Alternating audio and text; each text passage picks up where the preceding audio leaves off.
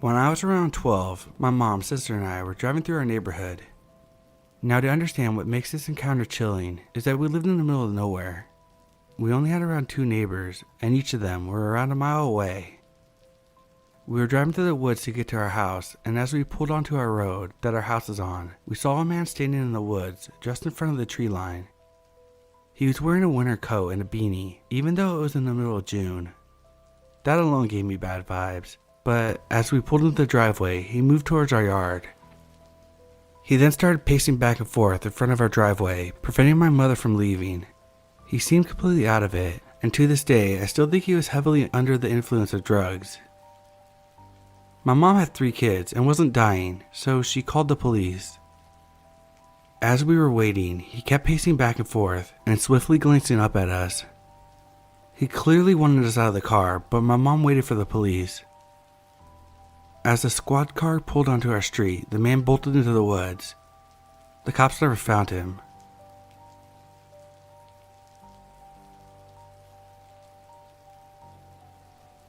This story is not as creepy as others here, but it's been freaking me out.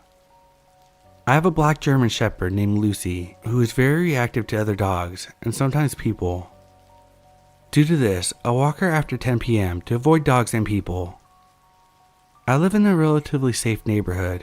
My apartment community is tightly knit, with small parks in the middle.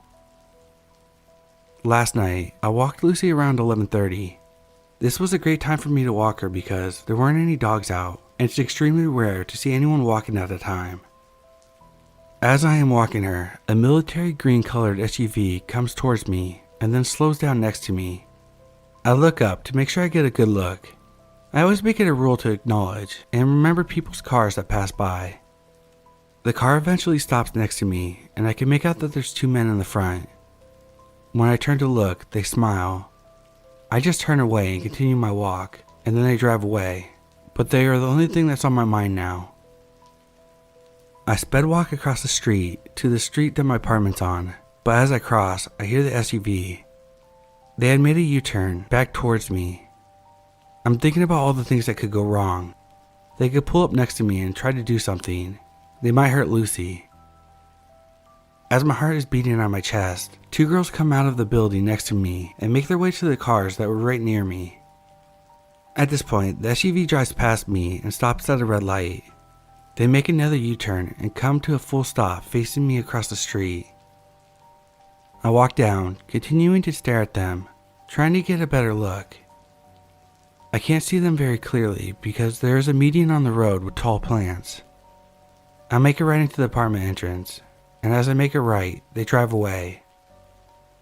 I'm honestly not sure if I was followed, but if I wasn't, then that was the worst coincidence. The most annoying part for me was that I almost froze if it hadn't been for those girls, and I felt so unprepared even though I take precautions. I'm now looking into self-defense classes.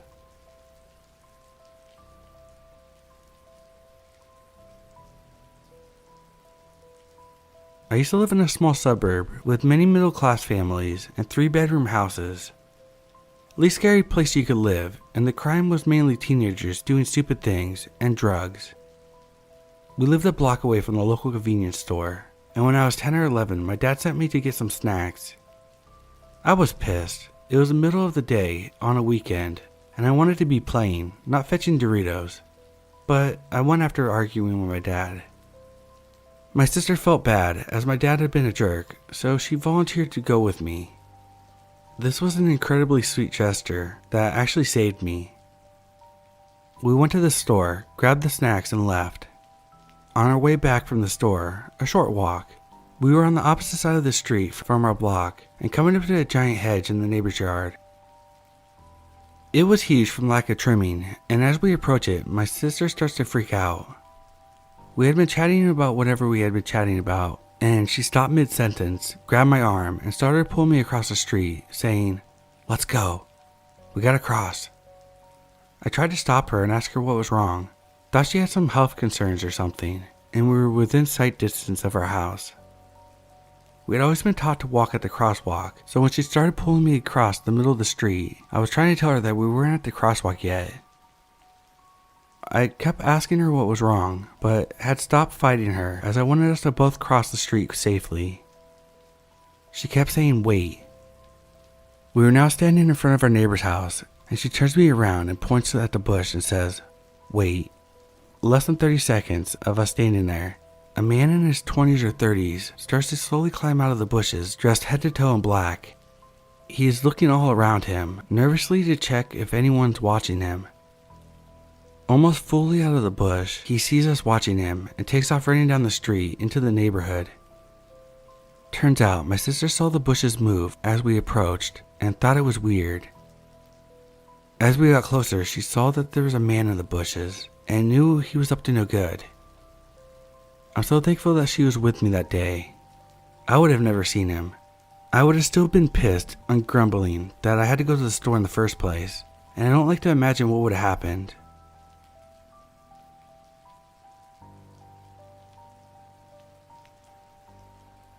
My mom was 20 years old, living alone in an apartment in a relatively safe suburb in Southern California during the late 70s. My dad lived about 15 minutes away with his parents, and they had been dating for a year when she began having troubles at her place. She would arrive home from work in the evening with her TV turned onto a channel with static at full volume. Other things in her home obviously had been touched, like the doors closed, opened, that weren't when she left, or her refrigerator wide open. She called the police, but since nothing was taken, there wasn't much attention paid to her concerns. This happened a few times a week for about a month before it escalated. My parents were talking on the phone and doing the stereotypical lovebird process of saying goodbye on the phone, by each repeating goodbye rather than being the first one to hang up.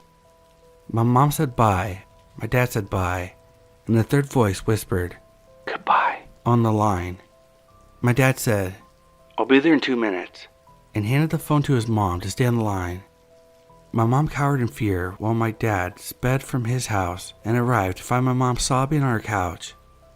She assumed the person was in another room in her home, but was too scared to run outside and hang up the phone. When my dad got there, he went through the whole house, ready to strangle the person, as they both assumed that he was hiding somewhere. When nobody was found, they called the police.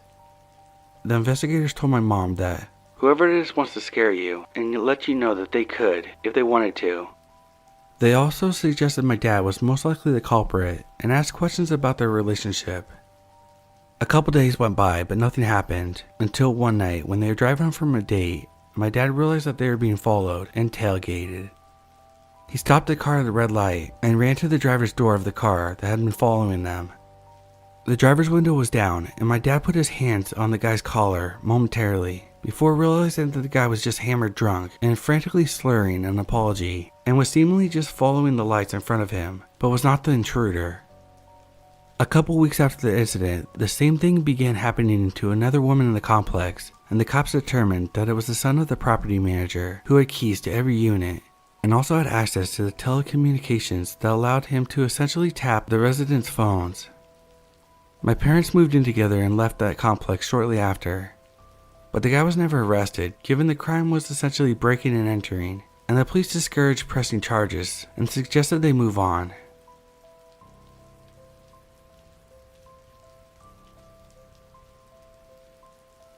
This happened a few years ago, so I don't have all the details perfectly accurate. So I'm male and was 12 at the time. So quite a few years ago, I was walking home from a trip to my local downtown, about a 5-minute walk from my house at the time. I was with my friend that was 8 years old when we noticed a 1990s black sedan moving behind us. We thought nothing of it because we literally crossed the street from the police station and were only a block away from my house. A few seconds pass when the driver pulls to the side of the road adjacent to my friend and I and rolls down his window. He hesitates for a moment and then asks if we've seen a cat anywhere, describing a gray cat with green eyes. Since I hadn't, I replied, "No."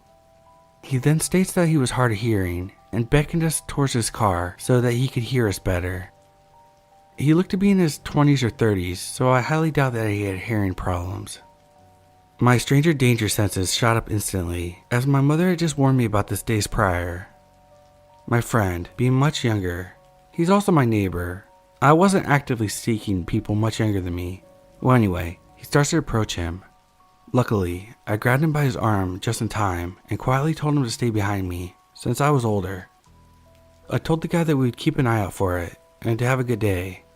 But again, he asked us to approach his car so he could hear us.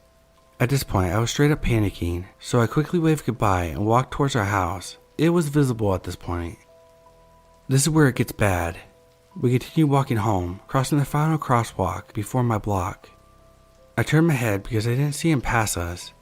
Lo and behold, he was crawling along the road trying to match our pace with his vehicle. He began trying to get us to stop.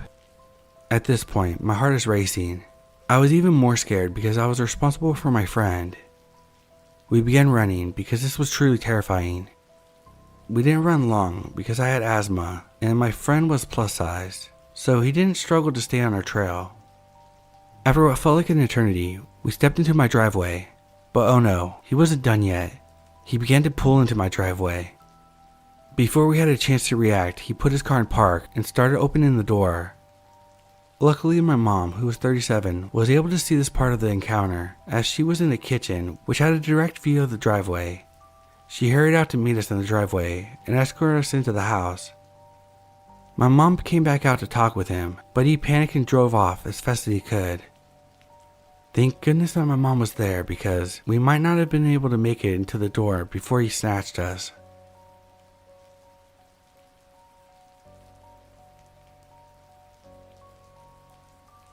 I feel like sharing this episode that happened to me because it still sticks with me to this day and makes me wonder what if. Back in July 2019, I started my new job, the job I'm currently employed at. This job required me to spend 3 weeks of training in a detached division of the company, which I had to reach by underground because it was physically impossible to park there. My training started later in the morning, but because of public transportation, I used to get there a lot earlier. And I wasn't allowed to come or go as I pleased in this particular office, so I just had to wait outside in the scorching sun and unbearable July heat until my training actually started. This was like a 2 or 3 hour wait. To avoid being completely unpresentable, smelly and sweaty on the job, after about a week or so, I started hanging out in this nice cafe nearby, had breakfast, enjoying the air conditioning, and passing the time working a bit. At first it was going okay. I had spent time on my computer with a coffee. I noticed a barista, male, around my age, glancing at me from time to time, but never really paid too much attention to it.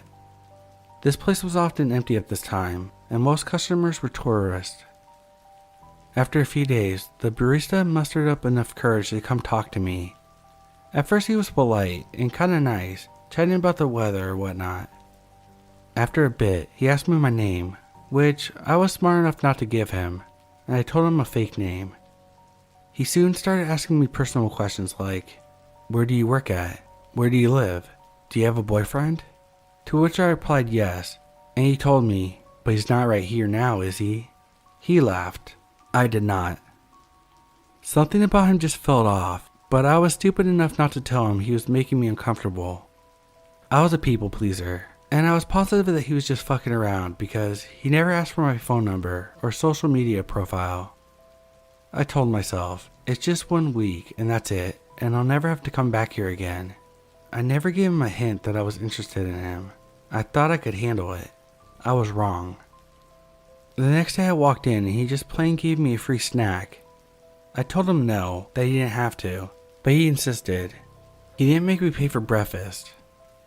One morning I went with a male co-worker and this fucking creep started glaring at him, ignoring him, and charging him for his own breakfast while offering mine for free, with snacks and all, shoving them in my hands. At this point I was embarrassed and irritated and finally told him that he was making me feel uncomfortable. He just said, you don't have to reject my offerings or else I'll really get mad. I thought fuck this dude and swore that I'd never go back again. At this point, I only had 1 more day until my training ended. On the last day, I walked past the cafeteria with my coworker I mentioned earlier, but we didn't walk in. As we were about to cross the street, the coworker whispered to me, that creepy barista dude is staring at us. Sure enough, I turned around and there he was, watching us from behind the glass door of the cafeteria, eyes fixed on me. I got creeped out and told my coworker to just go. I tried not to think about it the whole day, and the feeling of uneasiness eventually disappeared. As we clocked out, my coworker told me, "Do you want me to walk back with you?" I replied no because I didn't want to be a burden to him and thought that the barista was harmless unless I actually walked in, which I didn't plan to do. Boy, I was wrong. As I passed the godforsaken place to go back to the underground for the last time ever, I tried not to go in his general direction. Big mistake. Sure enough, I heard a voice behind me, an angry whisper full of hatred. "Why did you not come in today?" I froze, and sure enough, it was the barista standing behind me in the street. There wasn't a person around. I was dumbfounded that he had just plain walked out, leaving it unattended just to come after me. His eyes were narrow, and he stared at me standing just a few feet away. "Why didn't you come? Is it because you don't like me, you fucking bitch?" At this point, I wasn't really thinking of my actions. I just heard my own voice bellow, "Leave me alone, or I'm gonna call the cops on you." And then I just turned around and started speed walking towards the underground station, my heart ramming in my chest. He didn't give up just then and started after me, repeating, "Why don't you come in? Do you not like me? I thought you did. You lied to me." This dude was nuts. He was following me, not caring about leaving his fucking workplace unattended. I started running as soon as I reached the stairs to the lower level of the underground. Keep in mind, these were the dead hours, so almost everyone was still at work, and the underground was empty. It wasn't a major underground to begin with. As I descended lower and reached the platform, I never once looked back. I had my phone ready to dial emergency services. On the platform, I finally looked back into the darkness and realized I couldn't see him anymore. There was just a couple of people waiting for the train, and no one really noticed how shocked I was. After a few seconds, the train arrives and I basically jump in, turning around to look out the window just before the doors close. Sure enough, the barista was there, on the platform, glaring at me. He didn't move, even when the train started slowly leaving. I never went back to that place again. Luckily, I didn't even need to, because my office is totally in a different place. I'm just glad that he wasn't able to locate me in time, and God only knows. Probably he wasn't familiar with the underground, or following behind me because I was actually running for my life. But sometimes, I think of what would have happened if I gave him my true information, instead of a fake name and fake workplace. What if the train didn't come in time?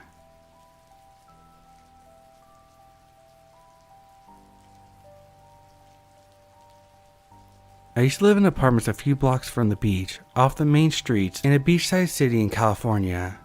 A new whiskey bar opened up downtown, and my neighbor's daughters invited me to go with them and check it out. We had a great time, maybe a little too great of a time, and around 2 in the morning we decided to head home. We weren't wasted, but all three of us were definitely drunk. I requested to walk home since we were only about a mile and a half away, and I was feeling too dizzy to take an Uber. It was also fairly easy to get home, as we only had to walk a block up from where we were to be back on the main thoroughfare I lived on.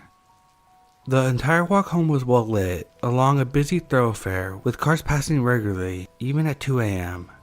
My friends agreed to walk home as they were both feeling tipsy, and we all felt the walk would help sober us up a bit. We were walking along, laughing, about halfway home, when one of my friends quietly says, "Stay calm and don't look, but there's someone following us."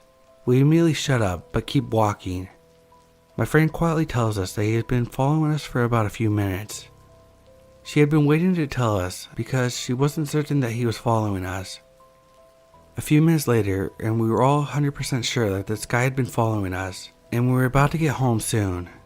The entire time the creepster is following us, he maintains the same distance, about 100 feet back. We can't see him enough to identify what he looks like, and we're afraid to call the cops because we aren't sure what he will do if he thought he saw us calling the cops. The cops wouldn't have had enough time to show up and find this guy that they can't identify. We are almost to the apartment and discussing our options. We know that we didn't want to lead this guy back to where we live. He may decide at a later date to come back. Calling the police is still out because he's near enough to see what we are doing. Everyone is asleep and my friends don't live there, and still have to get back to their car so they can get home. We decided to keep walking past my apartment and then turn down the street going down the opposite block to mine. As soon as we know that we're out of sight of the creeper, we bolt down the next corner and take off running as fast as we can to get as far down the street as we can. Our intent was to make a loop back to the apartment without the creep seeing where we went. At this point, we don't know if he saw what street we went down. We wanted to make sure that he wasn't still on the main street, so we ducked behind a car towards the end of the street and waited. Maybe 30 seconds goes by, and I pop up to check the end of the street from the direction we came from. Sure enough, the creep is at the end of the street looking around to see where we went, and he seems out of breath from running. He does not see me. I tell my friends and we take off down to the end of the street and around the block, as we are now close enough to my apartment that we can just run in, and the man won't have enough time to catch up and see where we went. Shaking and terrified, we collapsed onto my couches and waited an hour or two to make sure this guy would have truly gone before my friends went home. We felt very fortunate that our friend caught this guy following us as soon as she did. It was really scary to know that the cops wouldn't have gotten there in time, and that a lone man was willing to take on 3 of us. We didn't call him out for following us because we figured that anyone crazy enough to follow 3 chicks at one time probably was up to no good and was not going to be worried about us noticing.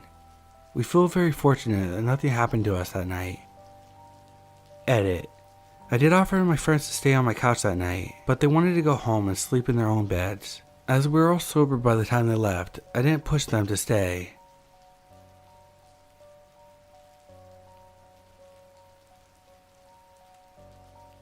I walk 1.5 miles every day after I work out. I'm gradually increasing the distance, but for now I use the distance between 2 streetlights, 1 mile, on a major street nearby my home to mark my progress. I haven't had any issues or anything other than the unavoidable honks or "Hey pretty lady." Today, however, I was coming up to complete the mile when I began passing an empty parking lot. No one has ever parked in this parking lot other than resting truck drivers and on-duty police officers. Today, the only occupant was a creepy-looking man in a small 2-door car that was positioned in the entrance as if he was planning on pulling out onto the street. I politely waved him and walked past the front of his car, continuing my usual stride. I hit the mile mark and turned around to walk the half distance to make it 1.5 miles. As I passed by the lot next to the empty one, I saw the same creep pulling out of that lot. I thought it was odd, but I just made a mental note of the abnormality and continued on. I was heading back, finishing up my walk, about to pass the empty lot for the last time, when the creep was in the same spot, looking like he was trying to pull out, except this time through the full volume music in my headphones, I heard him yell something in my direction. I made a habit of ignoring stuff like that, so I just focused on getting home without being seen the whole way. I made sure to study the car and his face well enough to recall if I needed to later.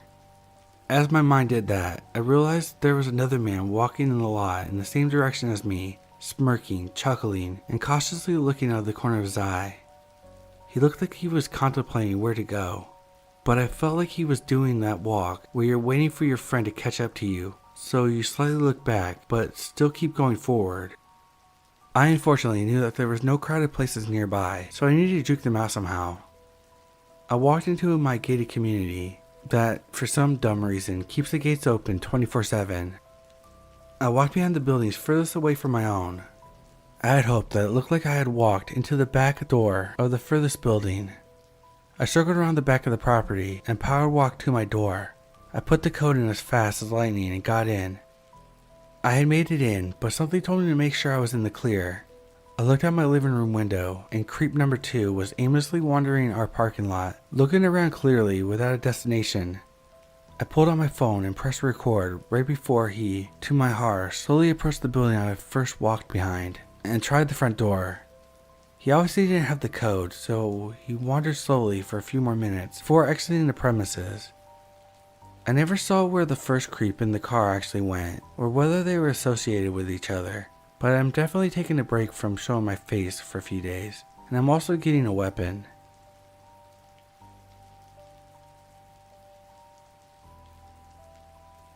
For context, I was 16 at the time, and this was 2 years ago. I lived on a dimly lit road where crime occurred often. Well, my younger sisters, 15 and 13, had thrown a small party for the 15-year-old's birthday in May. There were maybe 6 people. So as it gets to be around 2 in the morning, people either start leaving or stay the night. There was this one girl, we'll call her Liz, whose mom needed her to be home, but didn't have a car to pick her up. My mom was already asleep, and none of us could drive, so I decided to walk Liz home, as she lived in the apartments near my trailer. I put a pocket knife in my jacket pocket, and Liz and I started our 6-minute walk. Everything was going pretty good until I dropped her off. I live on a dim-lit street, and I watch a lot of horror, so I was paranoid as is. That didn't get any better when I noticed a blue car following me slowly, with its headlights off. I had a bad feeling, so I called my friend. While I was on the phone with my friend, I started walking faster and telling her my situation. Well, the car got too close for my liking, so I started running. It picks up speed too. Halfway down the road, I ran into both my younger sisters, and we walked home together. When we got home, I asked why they came. Turns out, my mom woke up from a nightmare that I was hurt and told them to come get me so I could be safe.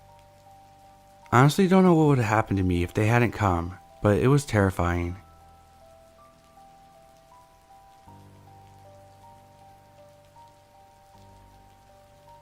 I'm from a small town, the kind where you are in the same class with the same kids from preschool to graduation.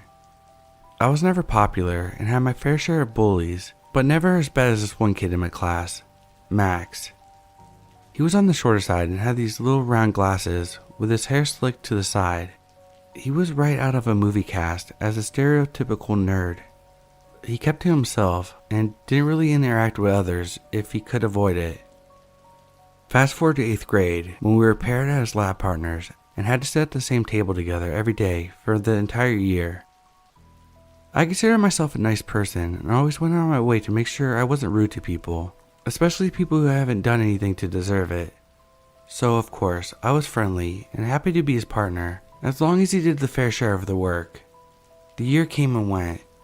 He was shy but polite, and we got along fine being partners. 9th grade started, and I had a lot of troubles at home with my birth father, so I chose to move in with my mother a few towns over. It was only about 30 minutes away, but I had to start at a completely new school a month into my freshman year, and it was scary. I may have not been popular at my last school, but I have several friends whom I loved and missed dearly. My mom would often drive me to other towns to see my friends and hang out, and I also started to make new friends at my new school. It was a good setup, and it continued this way until I was 16 and I could drive myself. I had never heard anything from Max, and honestly, I kind of forgot about him. That was until my junior year of high school. I started casually seeing this guy, Jack, from my hometown, and he asked me to go to prom with him. I was excited and happy to say yes and get to spend the night with him and my friends from my childhood. A couple months before the prom, my mother told me that there was a new lady at her job and she was asking about me because her grandson was seeing me and she wanted a picture so she could put a face to the name. My mother knew Jack and knew that this wasn't his grandmother, so she asked for the name, and wouldn't you know it, it was Max. My mother showed her a picture of me that she had on her desk, and the lady went on her way. A few weeks later, she asked for the color of the prom dress so that she would know what to get Max, so that he could match. My mom was confused but told her it was pink. 2 weeks later before prom, some of my friends from my hometown told me that Max had been telling some people that they were going to dance together and that he was so excited. I thought this was creepy, but I didn't put too much thought into it. The night of the prom, I picked up Jack and we headed over to the school only to find Max and his grandmother waiting outside the entrance because she wanted to take pictures of us before we went in. I was not one to disappoint people, so I politely took a couple pictures with him as my actual date stood off to the side and waited. If Max's grandmother was confused that I had another date, she didn't show it. The rest of the night went smoothly and Jack and I had a great time. We didn't see Max anymore, and I assumed that he left. Other than his grandmother telling my mom that he had lost my number and trying to get it for him, which my mom thankfully didn't do, I didn't hear much from him until I graduated. I went to a state college, and I had heard that he had gotten into a well-respected private university. Everything was fine for the first few weeks of college, and then I ran into him. He caught me on the way to one of my classes one day. I was polite and asked him if he was a student here too, which he was, and I chatted with him for a minute before hurrying off to a class. It was a relatively harmless interaction, but still creeped me out a bit since I knew he had gotten into that other school and wondered why he chose to go to a state college. For the next few months, I ran into him almost daily. He always wanted to talk and never seemed to be with anyone else. I found out from some girls in my dorm that he had been hanging around asking about me and trying to figure out what my class schedule and where I would be and when. He also told them that he was my boyfriend and that he passed up a scholarship to another college to come here and be with me instead. They figured out that he was lying since they never saw us for long periods of time together or him up in the rooms with me, so they stopped answering his questions. I left at the end of the semester to move home and take classes at a nearby school. I didn't tell him, obviously. The following year, I got married to my boyfriend from my senior year of high school. Dumb, I know. Anyway, we were in his small town, which is in the same county as my hometown. While walking around and enjoying ourselves, I see Max staring at us from the end of the block. It was the first time I had been genuinely fearful of him, as the look in his face was nothing short of hatred. I tried to ignore him and went about my night, seeing him a few more times, always with that same look on his face. The next few years passed, with me hearing nothing from him at all. I didn't even know if he still lived around the area or not. I found out a little while after that he did when I started working in a clothing store in town. He would stop in and sit in that dad chair next to the door for all the guys to hang out while their people shopped. I mentioned it to my manager because of our history and the fact that he would stare at me constantly while sitting there, but he always came in with a girl. I later found out that it was his sister, so they didn't think too much of it. He never spoke to me, just stared.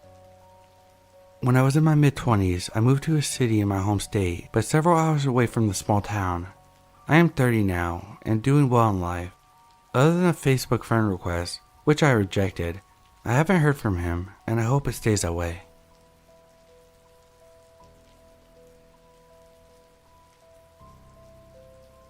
This took place when I was 19. I'm 28 now. I was in college and working as a bartender at a little country bar far out from the city. This place was also supposed to be 21 and older, only because there were a few gambling machines right along the bar. But the rules were, if anyone asks, you just turned 21. For the most part, I loved my job and loved the money. After a few weeks, I came in at 8 p.m. to start my shift, and there was already a pretty good crowd on a weeknight. I make my rounds and see an attractive guy, and his beer is empty, so I asked him if he needed another. He immediately sparks up a conversation with me. I found out he's 28, a paralegal, has a dog, etc. He finishes his new beer and leaves me a $20 tip with a rose he made out of a bar napkin. This continued nightly for about a week, and we eventually exchanged phone numbers. I ended up letting him know that I wasn't 21, just in case things progressed, and he said he didn't mind, blah blah blah. He would come into the bar nightly, text me after he left, and the following days, until he came back into the bar that night. About 2 weeks go by, and I take a long weekend to go out of town, around 3 hours away. It was St. Patrick's Day weekend, so my friends and I went to go party, of course. The guy, we'll call him Patrick, that's convenient, was continuing to text me, but I never let him know that I was going anywhere. Things weren't serious to me. I never hung out with him outside of my work shifts, so what's there to tell? I then get a phone call from one of the girls at work telling me that there's a guy that will not stop asking where I am and when I'm gonna come into work. Turns out it's Patrick. Immediate red flags to me, but I didn't want them to deal with the drama, so I text him letting him know that I'll be back on Sunday, leaving out the fact that I'll be back and going straight to work that evening because I honestly didn't want him to know that I'd be at the bar. He continues to text me all weekend and I respond to keep the peace. I show up to work this Sunday to a new bouncer the owner hired. I can't tell you why, but I had this feeling, so I spill everything to the new bouncer about Patrick, just in case he showed up.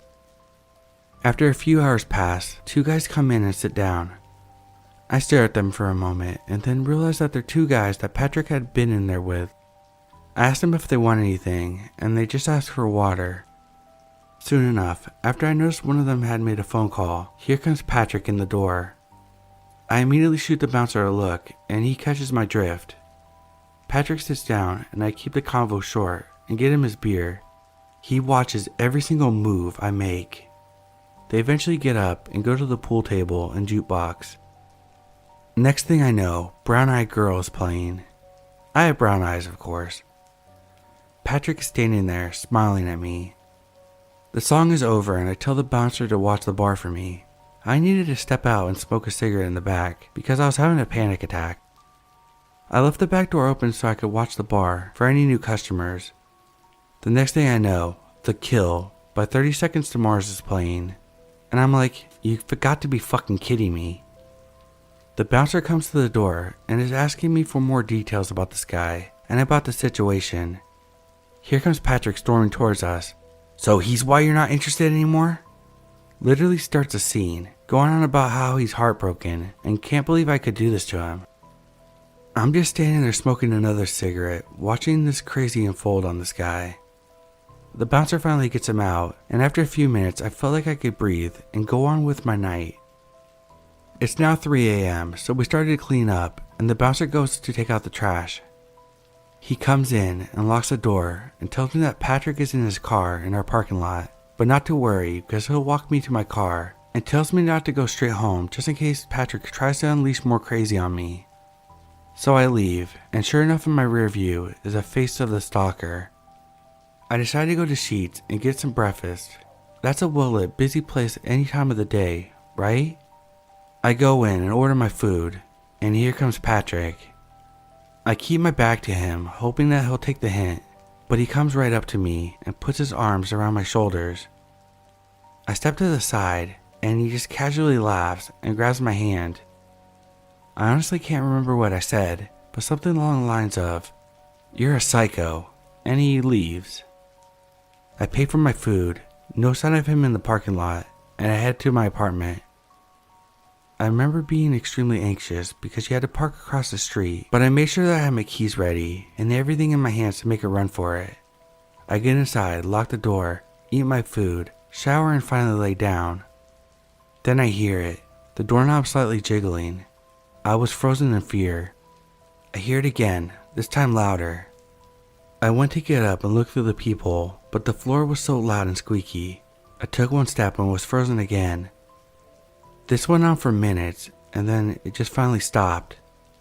It was gonna be daylight soon, so I just laid there until I felt safe. I get a text from Patrick the next day, apologizing for the night before, asking to get lunch, and saying he wants me to meet his mother. I tell him to stop contacting me. I found him on Facebook and went ahead and blocked him, so he couldn't use that way to communicate. The texts continued daily for months, with no response from me. And I remember one day I didn't get a text and thought, it's finally over. I then received one text a year until I got a new number, around 5 years ago, and it would always say the same thing, thinking of you. Luckily I moved away and never ran into him again. I just can't help to think what would have happened if I would have got more serious or went on a date with this guy. Yikes.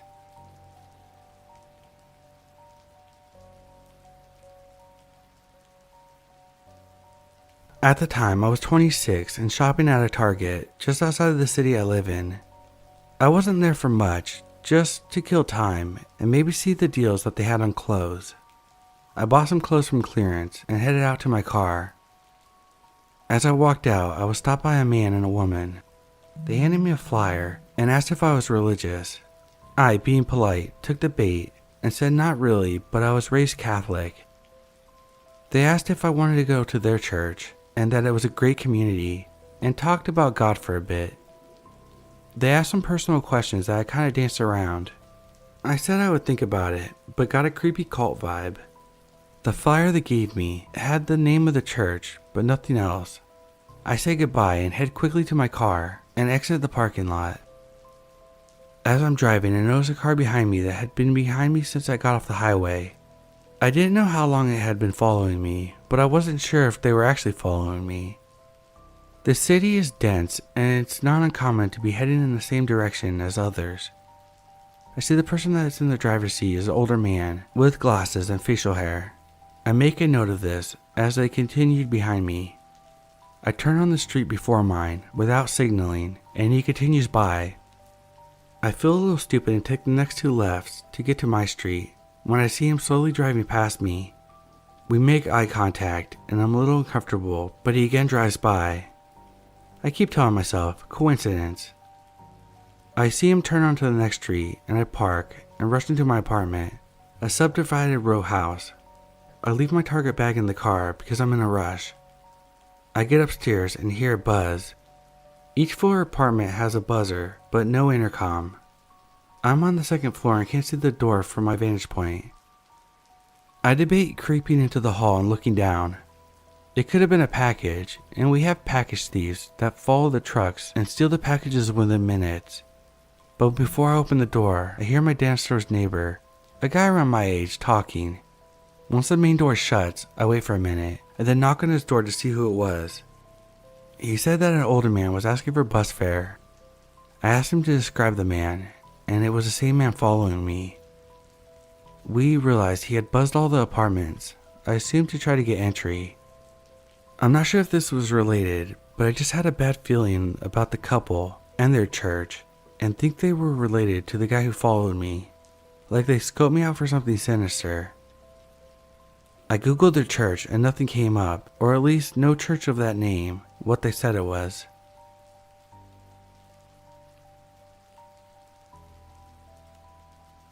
So I bike about 10 minutes and take the bus to work during the week. I had spent the week with my in-laws, so I didn't have my bike with me last Monday, and I had to walk after the bus got me to the closest stop. It was about a 20-minute walk. Basically, it's all residential and numbered by streets. So I get off on, say, 50th Street to walk to 40th. When I first start walking, there's a black car that was on the other side of the road driving slowly. It pulled off to the right next to someone's driveway. I didn't think much of it and kept on walking. When I got to the next street though, the car is doing it again. I walk faster and try watching out for it. It followed me almost all the way there, finally turning down a side road. I didn't recognize the person in the car, an older man, but now I'm freaking out.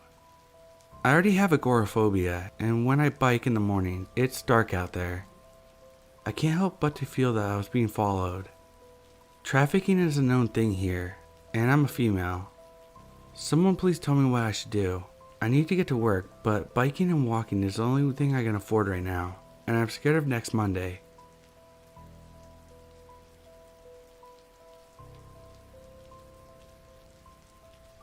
It took me years to even tell my parents about this because I felt if I told people, it would make the encounter more real, because it's the scariest, creepiest thing that's ever happened to me in almost my 30 years of life. In 2007, my family took a long weekend trip to Chicago. I was 15 and my brother was 18. We're from Michigan, so we took the train from Holland to Chicago. On the last day of the trip, we got to the train station to head home. We found an area to sit down and wait for about an hour or so until the train was leaving. I asked my mom if I can go to the platform that our train would be leaving from. She said no. I begged her to let me, and she finally said yes. Off I went. I walked down and found the platform, took a couple pictures of the train station, and just turned around to walk back to where my family was. All of a sudden I felt a grip on my arm and immediately winced in pain. Half of me expected to turn around and find my brother playing a prank on me, but when I turned, I saw a man that I'd never seen before. I still remember his face, weathered, angry, and I guess he was in his mid to late 50s. He had a brown jacket and a red t-shirt with a baseball hat. He stood there looking at me, gripping my arm tighter and tighter, and I felt frozen. Everything they taught me as a kid about being kidnapped, like run, kick, scream, to draw attention to the situation, went out the window. I felt like I couldn't scream. I couldn't move. I literally was just so scared. I felt like I couldn't do anything. He looked at me and just mouthed, "Shh," and gripped my arm tighter and started walking away with me in the opposite direction of my family. I pulled my arm away, still not being able to scream, and he gripped my arm again. Thankfully, something washed over me. I'm assuming a rush of adrenaline because I ripped my arm away and started running away. To this day, I feel like I ran faster than I've ever ran in my life. I felt like my legs weren't even touching the ground. I never even turned back once to see if he was following me or not. I ran and jumped into my brother's lap. I looked up just in time to see him come into the area my family was, pretend to look at a broken vending machine, and then turn and walk away. I woke up the next morning with bruises all over my arm where he grabbed me.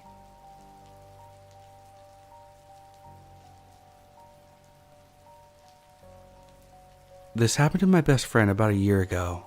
We were both 18 at the time. My friend and I are female, about 5'3", and 100 to 115 pounds, so we are easy targets. My friend and I went to the lake one day with a group of friends. We were hanging out at the beach, playing cornhole, and listening to music.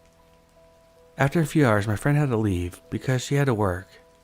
I asked her if she wanted me to walk her to the car, and she said no. A few minutes later, she called me, and this is the story she told me. She got to her car with no issue. Before she left, she was on her phone when she heard a knock on the driver's side window. A white trash middle-aged woman was standing right outside her car, asking her to roll her window down.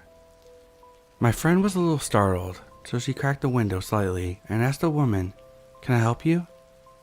The woman told her that she needed help with her car and had jumper cables, and asked my friend if she could walk with her and give her a hand. Of course, my friend told her that she wouldn't be much help, and she was not strong enough and didn't know much about cars. The woman begged her to help her, and she said, "My car is right behind those trees," and pointed to an area that was completely empty. There was no car. My friend told her that she needed to go because she would be late for work. The woman put her hand on my friend's window and aggressively said, "No, you need to come with me." My friend threw the car in reverse and gunned it out of the parking lot. As she was driving, she looked in the direction of where the woman was pointing and saw a large man hiding behind one of the trees. We suspected that the woman was watching her and then tried to lure her there so the man could grab her. They were most likely a team of sex traffickers. I've heard many people say that they use women to go up to girls because they are less sketchy. We have went to that lake several times after, and we've never experienced anything like that again. Anyways, stay safe out there. I hope my friend and I will never come in contact with that woman again.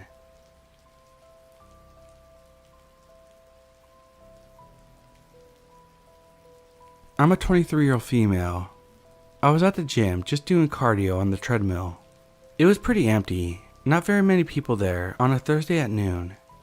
I always use the treadmill right in front of the mirrors so I could pay attention to my surroundings, like a safe young woman.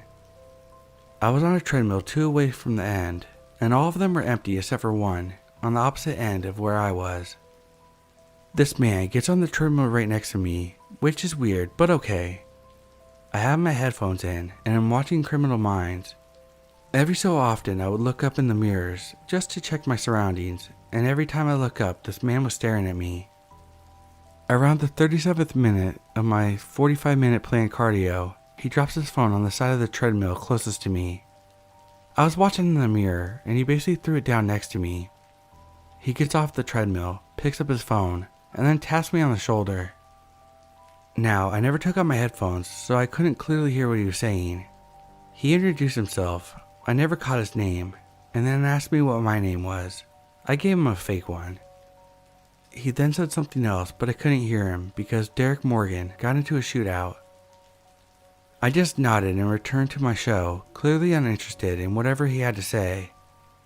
At this point, I only had 5 minutes left, and every time I looked up in the mirror, he was staring at me. I finished my workout and went to the stretching area near the treadmills, still in front of the mirrors. I also took a glance on how long he had been on the treadmill, and it was something like 8 minutes. So not actually long enough to be a real workout, or honestly, even a warm-up. When I moved to the stretching area, he moved to the closest machine and was still staring at me. I started counting his sets and reps, so in the middle of his next set, I got up and left, thinking this would give me enough time to get to my car and leave before he even noticed I was gone. I got to my car, sat down, turned it on, grabbed my seatbelt, and as I was about to click it into place, my passenger door opened. I yelled, "Don't fucking touch my car," and pulled out of the parking spot with both doors wide open. I always backed into my parking spots because I saw something online from the police saying it was the safest thing to do, and I'm constantly worried about my safety. I drove about a mile down the road with my passenger side door open. The next day I went into the gym to report him, but like I said, I never got his name, and the gym didn't want to look at the cameras with me there, and said once they figured out who it was, they would talk to him, which didn't really feel like they were going to do anything about the situation. So next week I canceled my membership, and I've never been back.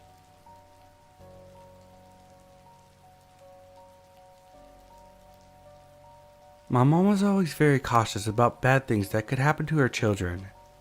She would take all three of us, my brother, sister, and I, to school in the morning, as she worked close to the same time that the school started. I had been begging her to let me ride my bike to school since I got a new bike for my birthday a few months earlier. She finally agreed. I was in 7th grade, so 12 or 13 years old, and I'm female. My school was about a 2 to 3 minute drive away, and around a 10-minute bike ride. I was eager to ride my new bike to school, as I had just gotten a new helmet and a bike lock to go with it. School started around 8:30 to 9ish, so I left around 8. I liked to hang out with my friends before school started, so I would always go a little earlier. The route to school was pretty much a straight line, down one main road in my city. Now, it's 8 o'clock in the morning, so it's relatively bright outside, and again, I'm on a well-populated main road around the time everyone is heading to work or school. So about halfway to the school, I decided to cross the street, but not a crosswalk or a traffic light, just kind of jaywalking, or jay-biking if you will. As I'm stopped in someone's driveway, looking both ways to cross, I notice a black car pull to my left and park on the side of the road. It's a 2-door Honda Civic type looking car, from what I remember, and all the windows were tinted. I didn't think much of it. The only thing that crossed my mind is maybe I was blocking him from getting to his driveway, so I continued on trying to cross the street. From the corner of my eye, I see a man dressed in all black with his hood pulled up on the side of his face. He gets out of the driver's side and walks around the back of the car to the passenger side. And before I get a chance to realize what's happening, he opens the passenger side door and is pulling me by my arm off my bike in an attempt to pull me into his car. And what felt like forever, it was like every car in the street had disappeared. All signs of help was completely gone. One of the busiest streets in the city felt like a gravel road in the middle of nowhere, with nothing to be seen for miles. It also felt like one of those awful nightmares where you try to scream, but nothing comes out, so you're just silently suffering until you finally wake up. But it was real. I couldn't scream. I can't explain the feeling any better than a nightmare and not being able to wake up from it. These things didn't really happen in my city, so I wasn't really prepared for what to do in a situation like this. So the first thing that came to my mind is, I aimed for the nuts. I shifted my weight to my right leg and kicked him as hard as I possibly could with my left. I landed the kick, which I recall actually hurt my ankle a bit, so I could only imagine what it felt like on the receiving end. And he instantly let go. I didn't even look before I crossed the street, biking as fast as I possibly could. I remember trying to turn around to see the license plate, but my eyes were watery from the tears streaming down from them, and it still felt like making any noise was impossible. I knew my mom would have been at work by now, so I just continued biking to school, silently crying the entire way. I pulled into the schoolyard and dropped my bike. I didn't care to even lock it, or ever ride it anywhere again, frankly. My school's front doors are locked 24/7, and you had to ring a doorbell to get in, so I did exactly that. The secretary reminded me that I still had time to play outside before class started, and that's when I finally began to speak again. "I need to call my mom," I screamed. The door opened instantly. I explained what happened to the secretary, then the principal, my mom, and finally the police, who I refused to talk to until I spoke with my mom. The police arrived to my school shortly after and took my statement. Then I went to the station after school to make another with my mom. A business across the street from where this happened had video surveillance, but it only captured the bottom 6 inches of the guy's car pulling up. his footsteps around the back of his car, and then pulling away shortly after. Basically no solid leads on who this prick was. A guy with the same body description and car description went on to attempt to kidnap 3 other girls, but was never caught. I don't believe in God, but I do pray that he was never successful.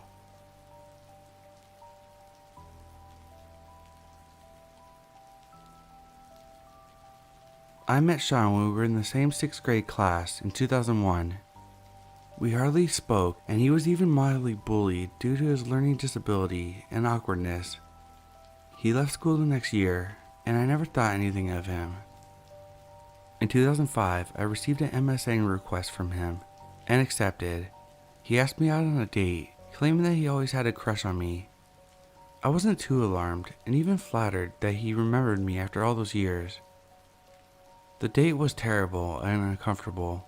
He would constantly try to grab and kiss me, resulting in me telling him I wasn't interested in dating him and his behavior was inappropriate. He apologized and we became friends, but I kept him at a semi-safe distance. For years, he would ask me out and consistently try to grope me whenever I was around him, which was rarely. After I finally cut him off, he began showing up at my work, and then the blackmail started. Sean claimed I owed him money for things that didn't exist, and demanded instead of money, I send him nudes. At this point, I was in a serious relationship with my now wife. I blocked him on everything after this, and while demanding nudes, he also claimed that he wanted to move in with my wife and I, and donate his sperm to us. A few months later, he had been completely radio silent. I had a pretty wicked operation that left me bedridden for months, as they had inserted rods into both my legs, thus unable to walk for 6 weeks. One night shortly after my surgery, my best friend was over at my house. She was supposed to go home, but instead ended up staying that night, as I was home alone and she wanted to make sure I was okay. At around midnight, my front door, which was locked, opened, and Sean starts to walk into my basement where I was recovering. He was in absolute shock when he saw my friend sitting there. "What the fuck are you doing here?" My friend got up and started yelling at him, and he ran out of the house like a bat out of hell. I never heard from him ever again, on anything. After he left, my friend turned to me and said, "What if I wasn't here?" I don't want to know.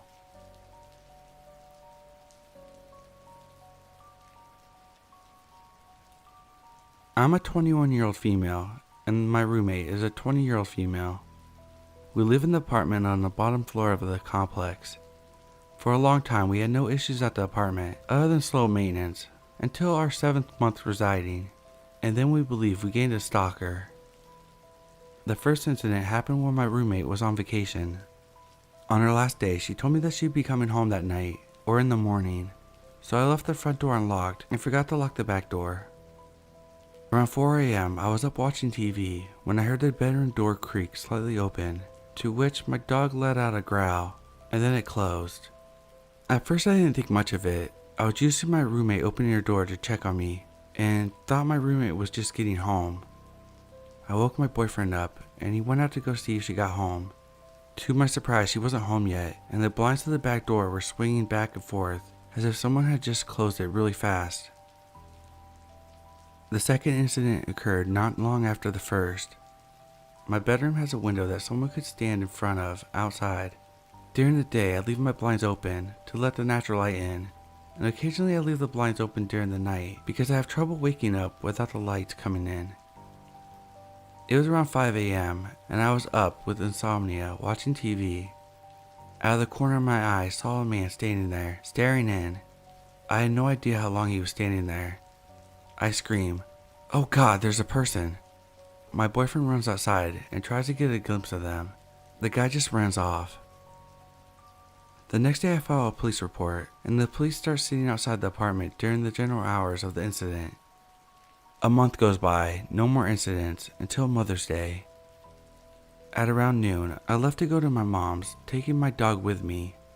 I specifically remember cleaning that morning, and when I clean, I make sure every item's in its place. A few hours go by, and my roommate FaceTimes me and asks me why I left the bar stool outside. I knew for a fact I didn't, and I asked her to show me where the bar stool was. She turned the camera and showed me, and it dawned on me. The bar stool was directly in front of her window, which is higher up. My roommate hadn't locked the back door after taking the dog out for a pee, but she had locked her bedroom door since she was taking a nap. The assumption is he came inside, tried to open her door, was unsuccessful, and took the chair outside to try to look in that way. There were no more incidents after that I know of, and I currently still live here.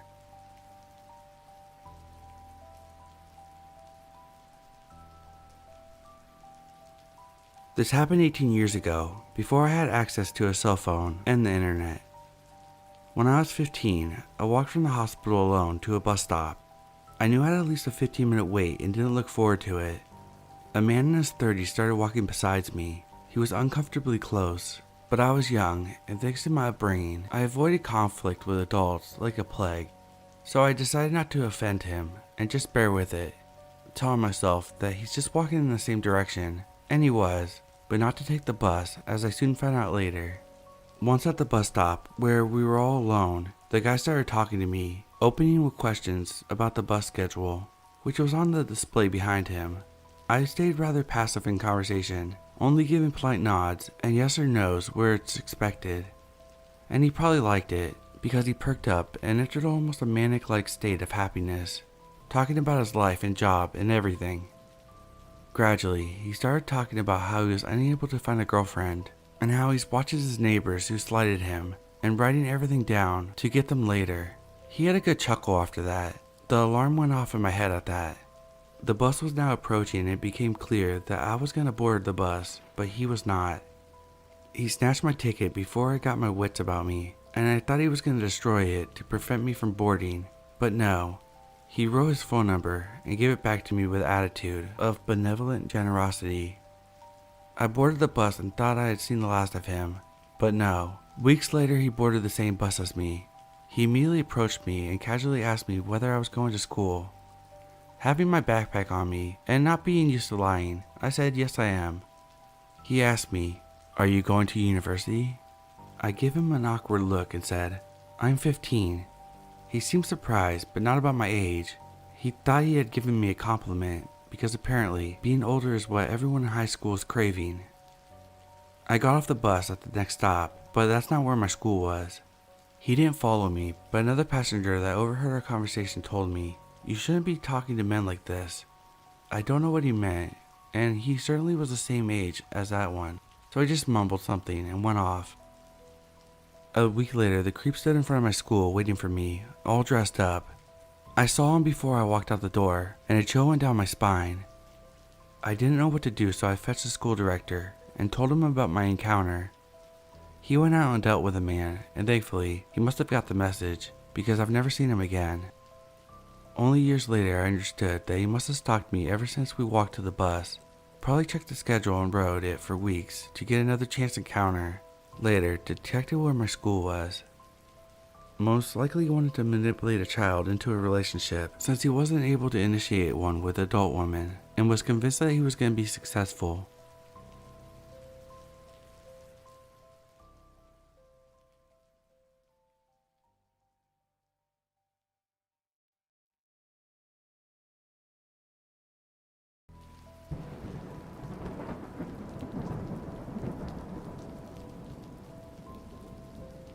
I think this is the right subreddit for this. It only happened a couple days ago, and I really feel like I want to tell people because I'm still scared. My husband works a rotating schedule, so sometimes he works the night shift and other times he works the days. 2 days ago, he started on his night shift rotation. I always feel uneasy at home when he's not here, even though I live in the country and it's supposed to be a lot safer out here. Around 9:30 Friday night, I was doing my dishes. My daughter was watching TV and my dogs were sleeping. I had just turned off the sink and I heard the screen door open. It makes a swoosh kind of noise when it opens and closes. We have a little entryway between the screen door and the main door. A couple seconds after I hear the screen door, I saw the main door handle turn all the way down. It has an electric keyboard lock, so the handle turns even when it's locked. I feel so lucky that I remembered to lock it. Immediately, the dogs start acting weird. They're running to all the windows trying to look out and growling and barking. As much as I didn't want to, I looked out the window and saw nothing. No person, no car, nothing. I picked up my daughter and took her to the bedroom and called 911. It only took a few minutes for the cops to get there because I guess they were already in the area. I told them what happened and they looked around briefly and told me that the wind opened the screen door and no one was out there. Whatever. I live in the woods. The person was probably standing 100 feet away watching them half-assed search. I haven't felt safe since. I've even started locking the screen door. It's not like the house looked empty. All the lights were on and the TV was playing a show. I can't even describe the deep down fear I felt when I saw the door handle turn. I'm glad the dogs are very vocal and scary sounding. I think it deterred the person from trying any harder to get in.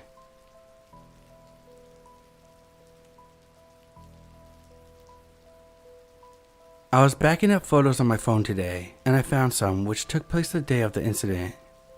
I gave it some thought and decided, why not share it here, being anonymous and all that. Maybe this can serve as a PSA of sorts. Always trust your gut feeling. Last year, I was living by myself at the time, before my partner and I moved in together. For some background, my partner used to work very hectic shifts. Sometimes he finished at 5 p.m., sometimes 6, and sometimes even 9. And he would let me know if he was dropping by that day, though he usually wouldn't be able to give me a time, but at least I knew he would be coming by. It was around 8 p.m. and I was upstairs in my bedroom, working on my embroidery project. I had AirPods on, so I wasn't too aware of what was going on around me. I remember feeling the bed rattle. My bedroom was right above the front door, so whenever someone closed the door, seeing that it was old and heavy, it always rattled my bed frame. This would usually indicate my partner has arrived. I didn't immediately go downstairs to greet him, as I really wanted to finish off the piece of embroidery that I was working on. It was about 5 minutes before I took out my AirPods and proceeded to make my way out of my bedroom and onto the stair landing. I was about to call out for him when I realized he didn't leave his work jacket or work boots in the entry. He knew full well I don't like shoes, especially work boots, all over my carpet and floors. I assumed I must have imagined feeling my bed shake. I went back into my bedroom and was about to put my AirPods back in when I distinctly heard a big crash coming from downstairs. It sounded like something heavy was dropped. I freaked out and called my boyfriend's name down from the bedroom doorway. I got no reply, but I sure as hell started hearing heavy footsteps pacing towards the entryway. My gut feeling was that something here was very wrong. I turned to grab my phone from the bed and bolted to the bathroom, which is the only room in this house that has a lock. I called the police as I started hearing those same heavy footsteps make their way up the stairs. I've never ever been scared of those creaking sounds coming from the stairs, but it was different then. At the time, it felt as if I never heard a scarier sound. As I was on the phone with the police, the only thing I could tell the lady on the phone was my address over and over again. I was more focused on how I was going to get out of there. I wasn't going to wait to see what would happen or who this person was, so I flung open the small bathroom window and feet first slid down onto the lower roof. My adrenaline was so high. I momentarily put my phone into my bra as I had no pockets and needed both hands. I just remember hearing the police dispatcher keep asking over and over again if I'm okay and what was happening. I didn't even have the time to tell her what I was doing. It felt as though my body had gone on autopilot. Once on the bottom roof, I lowered myself again, now onto the pavement. As I fell, right onto my knees no less, I got up and bolted it down the street. It was completely dark with it being mid-October. The dispatcher was still on the phone when I finally got on it again, and I told her while running that there was someone in my home and how I just jumped out the window to get away. I ran for what felt like forever until the lady on the phone said to focus on finding a shop where I could get into and wait for the police. I remembered my boyfriend and I told the lady I needed to call him. I made my way into the gas station by then and thought she wanted to keep me on the phone. I said I needed to make sure that my partner didn't go into my home and potentially risk running into the other person. I got in contact with my partner, who had just finished up work. It was around 9 p.m. by then, and he was currently driving to my house. I told him what happened, and instead he started heading to the shop where I was. I felt such relief when he got here. I remember taking a picture of my scratched up knees when I got into the car. For some reason, I got very fixated on them. My partner called the police back for me as the shock was setting in then, and he let them know he was with me. It took some time before the police finally arrived at my home. I was told my front door was left wide open, and in the living room, the side table had been knocked over. My house wasn't ransacked, but it did look as though someone had booked it out of there relatively quickly. Upstairs, my bedroom door was kicked in so hard that the frame itself was indented, though nothing was stolen. Once I looked over the place, I was called and told I could return. A call to the ambulance crew was called, and they looked me over. They sorted out my knee and did some sort of assessment to see if I was okay mentally, and told me to go see my doctor the next morning about my knees. Reports and statements were written up, and I stayed with my boyfriend for 2 weeks after that. I had to hire someone to fix my door frame, along with having a security system installed, as I don't think I would be able to return without it. They never found out who this man was. My neighbors had cameras, and all we ever figured out about this person was that he was a man who just walked right into my home like it was his, no hesitation. My front door was unlocked as I was expecting my partner to arrive soon. I live in a very safe village, and leaving the door unlocked is a common occurrence, though I've never left it unlocked since. I still live here, with my partner and 2 dogs now. The man has never been back, though we have quite obvious cameras around the property, along with a visible security company signage. This was easily the most terrifying experience I've ever had in my life. It's so hard to describe or tell to people. It's like I wasn't in control of my own body when this was happening. Autopilot went on, and all I knew is I had to get out of there.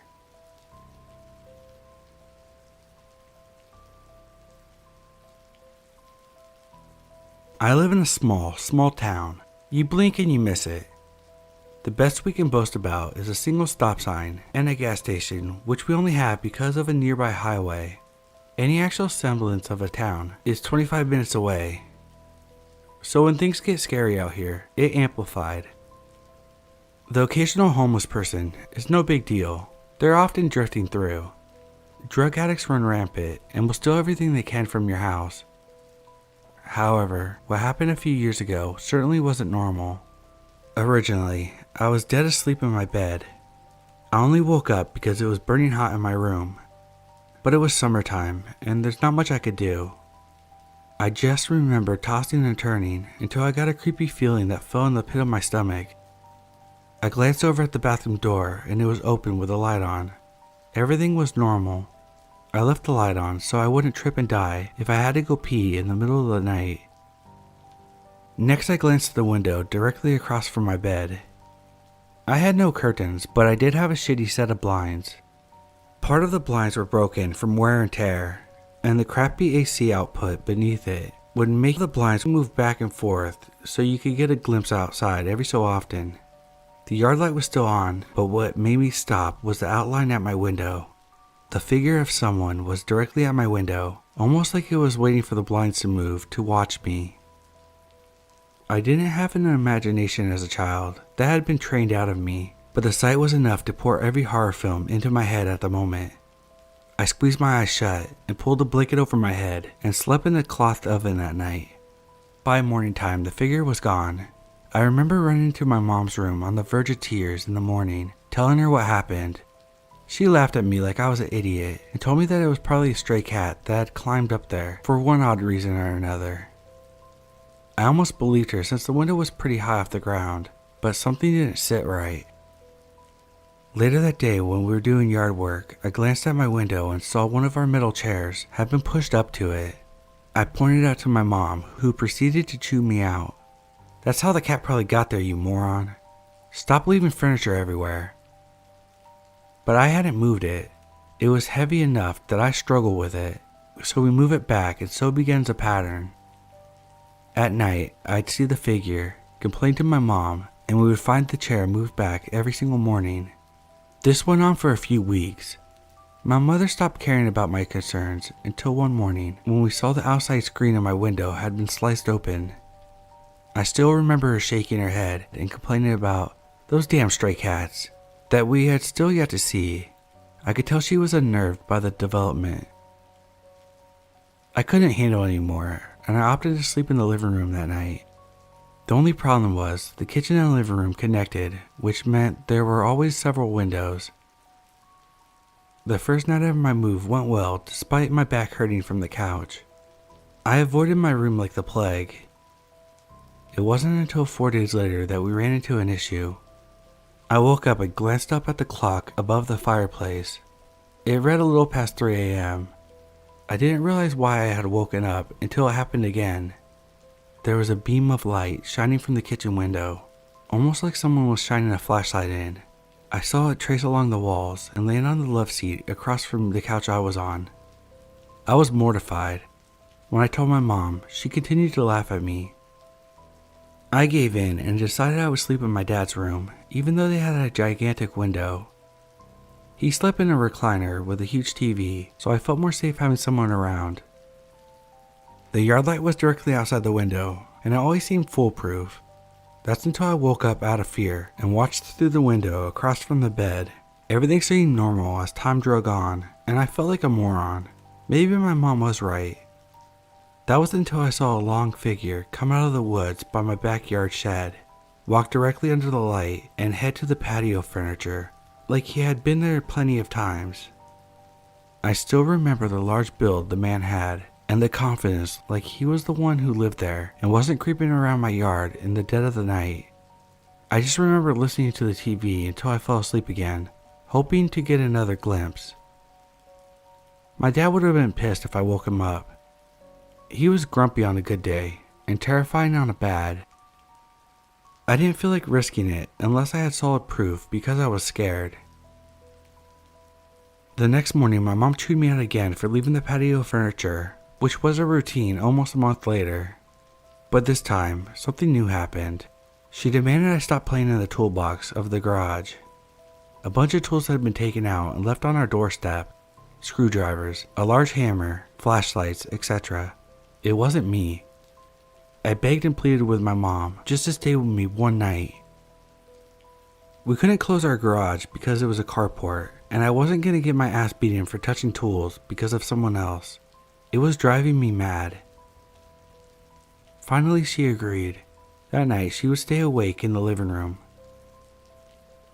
I finally fell asleep before my mom did, but I remember her waking me up in a panic. She pointed to the window that overlooked into our garage. We see the top of someone's head as they walked back and forth. There was a sound of someone placing metal tools down by the brick steps, as if they were trying to be quiet, but couldn't fully muffle it. She whispered for me to wake up my dad. My dad was angry, having been woken up in the middle of the night by his frantic daughter. He grabbed his pistol and headed out from the back door towards the front of the house where the garage was. We heard my dad screaming and someone dropping tools, then the shot of the gun twice. The frantic footsteps pounding from the garage felt like they were coming from my chest. My mom peeked out the window, then opened the door, and then my dad stumbled in. He had missed both shots because of his unstable aim, but told us there was a man crouching at our front door, looking at the door handle. None of us slept that night, and in the morning the law from the closest town arrived. They didn't do much besides ask if anything had been stolen, and for a description of the man. Then they told us to install cameras. That was it. They said the guy was probably just looking for some easy things to steal for quick money. If that had been the case, why hadn't he stolen the tools, the generator, the welder, or broken into any of the vehicles just sitting in the garage? We finally set up hunting trail cameras around the house, but nothing's happened since. Coming home from college on holidays, I still have nightmares about the incident years later when I sleep in my own bed. I don't know what he was looking for or why he did these things. Whatever the case may be, man at my window, let's not meet.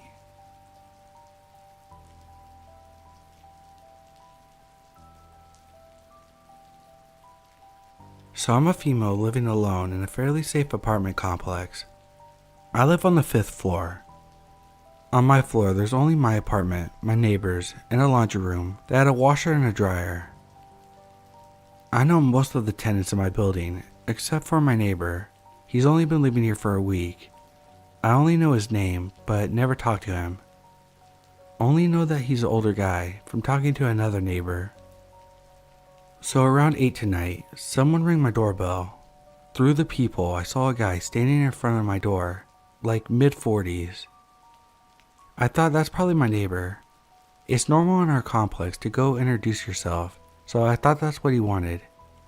I only opened the door a bit, you never know, and left the chain on. He saw me and smiled and said, "Hi," but didn't say anything after that. I was already a bit confused, so I just said, "Hi, how can I help you?" He introduced himself as Bruno. Didn't say that he was my neighbor or anything, and I didn't say anything either. After a few seconds he said, "Don't be afraid, I don't bite." I was ready to yeet the door closed, because what the fuck? If someone tells you not to be afraid of him, there's definitely something to be afraid of. But before I could close it, he came really close to the door, almost squeezing his head in the gap. I should have slammed the door in his face at that point, but I was kinda shocked. Before I could do anything, he asked, "Did you do this to my laundry?" "What?" "Did you do this to my laundry?" At this point, I was super confused. I told him I don't know what he's talking about. He said something along the lines of, "Well, come and have a look," and pointed to the laundry room. At that point, I noped the fuck out and slammed the door shut, double locked it, and called my boyfriend. I saw the guy stand in front of my door for at least another minute through the peephole before he finally left down the stairs. He didn't seem angry or anything. He just had this weird, blank expression on his face. My boyfriend drove over to my place immediately. He checked for cars outside the complex, checked the stairwell, but didn't find the guy. We went back for the laundry he was talking about, but there weren't any. I know he didn't take it with him because I saw him leave without any, and looked through the peephole the whole time till my boyfriend arrived. He asked me if I knew the guy, and I told him that initially I thought it was my neighbor, but wasn't sure. He went to ring the neighbor's doorbell, and I watched him through the door, and the guy that opened the door definitely wasn't the guy that rang my doorbell. He also didn't know anyone that matched the description. Honestly, this whole thing creeps me out so much. Like, what would have happened if I went with this guy into the laundry room?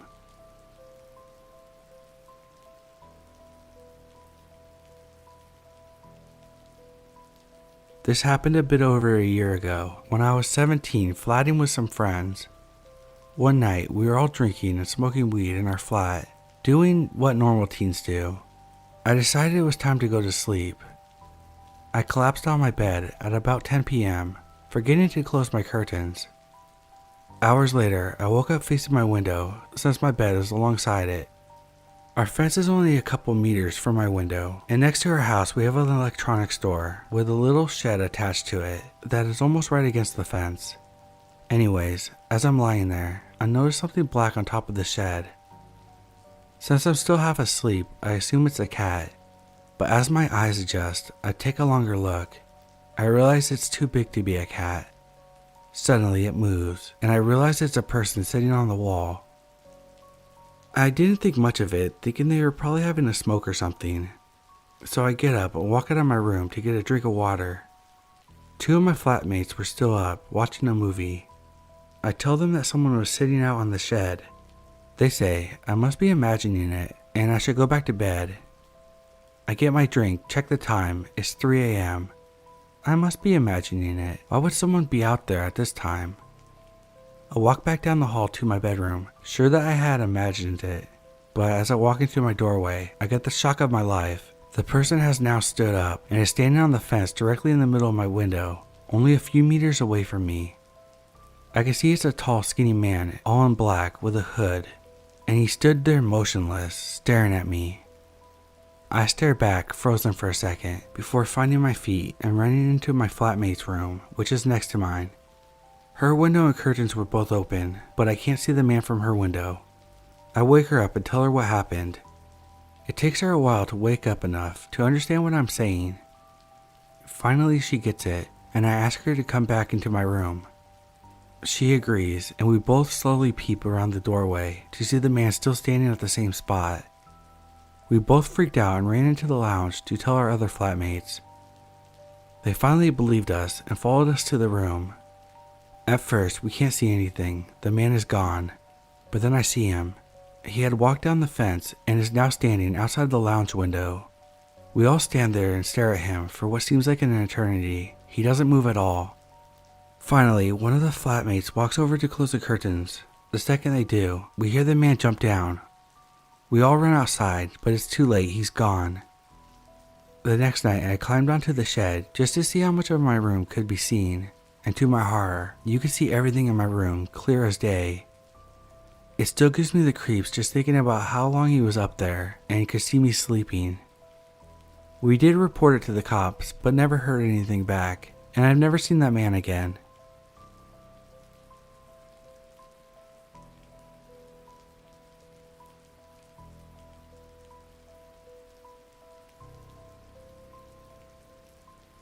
This summer, I decided to pick up some graveyard shifts at my current full-time job. Simply it pays me more, and I'm a university student drowning in student debt. About 2 weeks ago, on a rare occasion that I got to sleep during the same time the sun is down, at 3:30 or 4 a.m., I was suddenly woken up by a loud sound. Me being half asleep, I honestly didn't know what the sound was exactly. I just chopped it up to be my neighbors dropping something, because I live in an apartment with very thin walls. So I was just trying to go back to sleep. After about 10 minutes of me laying there with my eyes closed, I hear the sound again, but this time I'm pretty much awake, so I realize what the sound is immediately. Someone was knocking on my window. For context, I'm a single female living alone in a basement suite, so my windows are basically level with the sidewalk. Anyways, obviously I'm freaked out. I don't know what the heck to do. I don't want to move or make any loud noises, as I don't want them to know I'm home. I'm just frozen laying in this bed. I hear the knocking again. I instantly bolt up as my fight or flight kicks in, and I run to the front door, which has my keys and my pepper spray on it. The keys clink together and make a noticeable noise, and the knocking starts to get more intense and loud. This is when I realize the window with the screen by my bed is almost all the way open, because my cat likes to sit on the edge, and I forgot to close it and lock it. I start to freak out already, having major anxiety. I start looking for my phone just in case I need to call the police. Me being clumsy and shaking from my anxiety, I drop my phone on the ground. Whoever's at my window proceeds to do what sounds like sliding his fingernails or a sharp object down the screen. I realize this person's intentions are either to come in or to scare me. So like a fucking idiot and not thinking, I run to the window as fast as I can. I slam it shut and lock it while avoiding looking outside at whatever it was. The knocking stops and I wait about 30 minutes without hearing any knocking. I lay back down and go right back to sleep. The next morning, I honestly couldn't even believe that happened to me. I started to think that maybe it was a dream. I go outside to investigate and see an empty beer bottle and a ripped blanket. I text my only friend who knows where I live and ask them if they're fucking with me. They said no, which I figured because they don't drive and live quite far away. The buses around my house stopped running well before 3 a.m. So I called my landlord and told him what happened. He says to ignore it, and this happened before, which is fucking creepy. I obviously recognize now that I should have done things a lot differently and called the police right away. It hasn't happened since, nevertheless, still super terrifying. I can't afford to move again, so creepy bro knocking on my window, let's not meet again.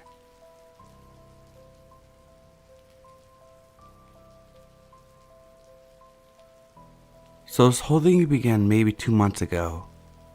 At an aunt's party, my sister comes up to me and says that she thinks someone has been coming into her house in the middle of the night. My sister has always been easily scared, so at first I was skeptical. I asked her how she knew someone was coming into her house, whether she had actually seen anyone, etc.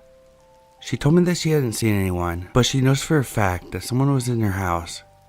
She then went on to explain that she has a skybox downstairs, so whatever channel the TV's on downstairs is the same in her bedroom.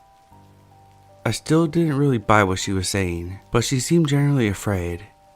She claimed it had been going on for 3 months, on and off. To put her mind at ease, I told her that I would stay at her place for a few nights and wait to see if the guy comes. I took my younger brother along just to be safe. In all, we stayed at her place for 4 nights. In those 4 nights, nothing unusual happened. My brother and I were convinced that she was going crazy. My brother and I decided we had stayed long enough and told her that we had to go home. She got extremely upset about this. I reassured her and told her to call the police next time it happened. She had called the police once before about the guy, and when the police came, they found no one in the house. I said that she can call me anytime she wanted and left for work. 2 days later, she called me at 11:30 p.m. and claimed that he was downstairs in her house right now. I asked her how she knew, and she said he's walking around the house. She was whispering and crying. I knew she wasn't making this up.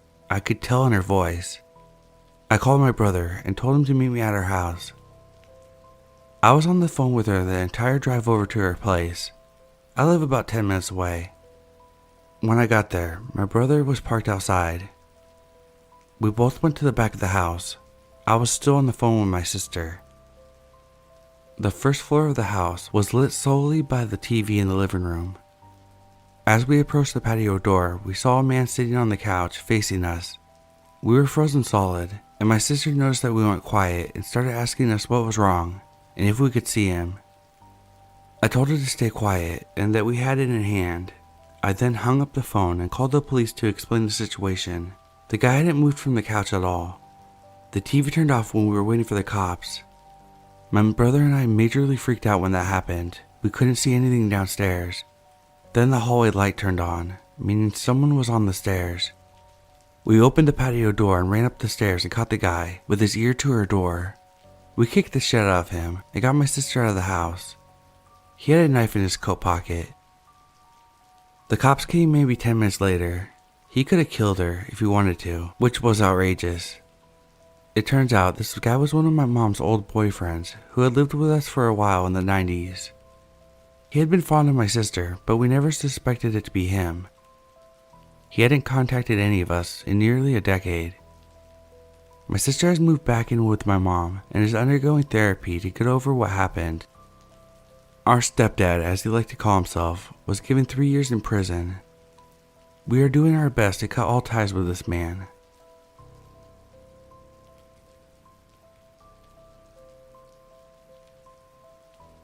This happened quite a few years ago, but I'll never forget it. One summer around 3 a.m., someone came pounding on my front door. Things were peaceful until that moment. "Let me in, hurry, open the door. I don't have a gun, I won't hurt you." The whole time pounding on the door. My dad got up and went to answer the door, and something in me said not to let him in, so I stopped him. Instead, I turned on the porch light and Dad said, "Wait there, I'll call the police for you." The guy took off. The police were still called. Apparently, that person had been running around the area doing the same thing to other people. They were caught the next day.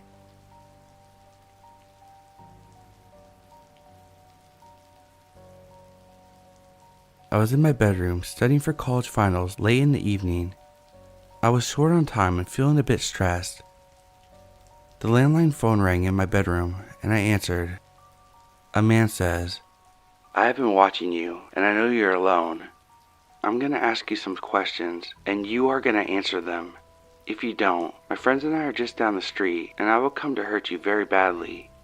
So are you going to answer my questions?" This was such a surprise. In reflex, I said, "Buddy, I don't have the time for this shit." And I slammed the phone down, hanging it up. I then started thinking about what he said and felt a bit scared. I knew I wasn't alone in the house. I decided to hang out with my parents in the living room for a while. I felt safer with them.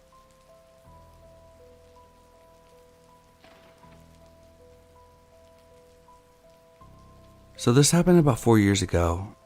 My dad works nights, so I'm home alone until about 2:30 in the morning most days. We live in a pretty quiet area where people usually keep to themselves. One night, about 1 in the morning, there was a knock on the door, and when I checked the peephole, there was a young woman with a car parked near the curb in front of our house. I answered, and she looked really young, maybe 15 or 16, or just looked very youthful. In short, she looked like she was barely old enough to be driving. She told me that she was having car troubles and asked if I could come check it out and possibly give her a jump. At the time, I didn't drive, have my own car, or know very much about cars, so I was of little help, but offered to call someone if she needed AAA or a tow service. She declined, but kept on insisting that I check out her lights on her dashboard to see if it was normal. At this point, I just didn't want to go outside with a stranger, so I politely informed her that I would be little to no help because I had zero knowledge of cars. I went back inside but kept looking through the peephole. She opened the back door, got in the back seat, and the car drove off. Instantly, it made my stomach drop and had me extremely freaked out. I was kind of distraught, thinking about the real reason she approached my house, who was driving, and it left me confused and frightened. I spent the next few days a little on edge because I was afraid they may return knowing that someone is in here or that I was alone. I also think of the girl and who she was. I wish I had a video doorbell at the time so I could find out if she was a victim of some sort. I don't know. It still bothers me a lot and it's eerie as hell.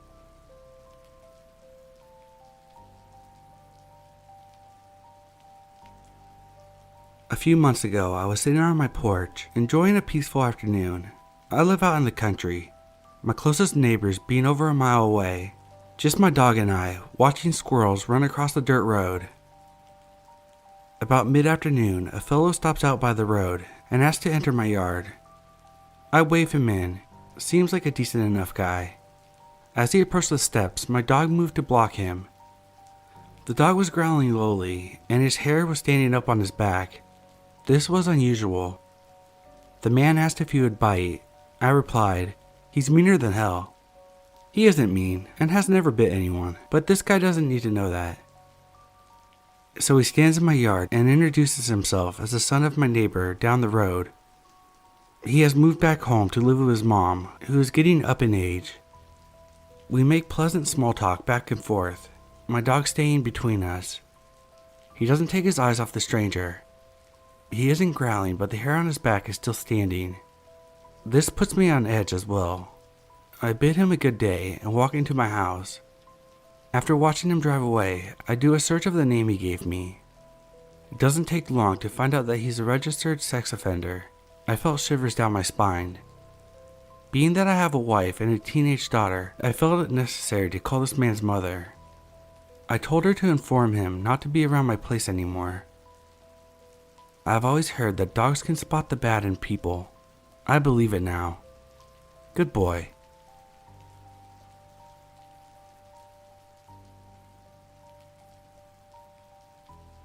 This happened last night, about a quarter after midnight. I was in my bed when I heard frantic knocking. I walked out of my bedroom while the knocking continued and heard a woman saying, "Please help me," along with crying, but it was faint. I looked at the people and no one was there, and no other doors were being knocked on, just mine, which was odd in itself because I live on the 3rd floor. Why would someone walk all this way up to my apartment if it was in distress? I think it was a recording, because if someone really needed help, they would be banging on everyone's door. I called the police immediately, and the dispatcher told me not to open the door, and if I had a weapon. I've heard of this tactic before, but slightly different, as it was a recording of a baby crying. Just insane while thinking about the statistics of stranger abductions usually result in murder. Also, just so sick to try to prey on someone's empathy. The police drove by. I saw them using their spotlight to look through the complex. But as of now, I have no idea if anyone was found, or by chance was hurt, if they found her. I barely slept with all the possibilities of how this person found me, where they saw me, when they followed me, or if they live in the complex. I am 4'10", live alone, and don't know many people in my area. No family close either. Have they been watching me and know all of this? I mean, it's just making me go crazy. Stay vigilant, don't fall for these tactics, and know that not everything you read on the internet is false. I heard about this a couple years ago, and wonder if I hadn't already been aware of this, would I have opened the door? Where would I be right now? Would I be alive? This world is fucked. Update, 2:57 p.m. I have talked with management to let me know what was going on. As of right now, no one else reported to them of anything similar happening. I'm going to contact the police again for an update. I was directed to another PD, but they weren't the ones that responded to the call. I know it takes time for these reports to be filed, so I'm trying to be patient. I just want to know if this happened to anyone else. I've ordered a Ring camera and will be picking it up shortly. At least I could get it on video if they come back, and it will help me sleep better. As far as it being a prank, it absolutely could be, but I would be more inclined to believe it if it happened to other women in the apartment. Maybe it has, but they haven't said anything. One side of the coin, it's a very cruel prank and I shouldn't worry about it. The other is that someone has been watching me and had something sinister in mind. Horrifying to think that someone would pull an elaborate prank like this, or real world things that happen that we never think could happen to us. With guns and self-defense class, I will be getting both of these, but they will take time and a lot of money. I don't just want to get a cheap gun with no training. That won't help much. It will be something I will invest my time and money into. But for the short security, I can really only get a Ring camera and stay updated with a PD. Thanks everyone for your helpful tips, like the neighborhood app and gun safety. I appreciate it so much during this very scary time. Update 2. I have my Ring camera installed and working. I feel much safer knowing that if they come back, I can at least have a recording of them. I know I need to talk to my neighbors, but right now I'm exhausted from no sleep and still spooked, so I'll do that tomorrow. Also, hopefully the police report will be filed tomorrow so I can talk to a deputy about this, see if there's any update.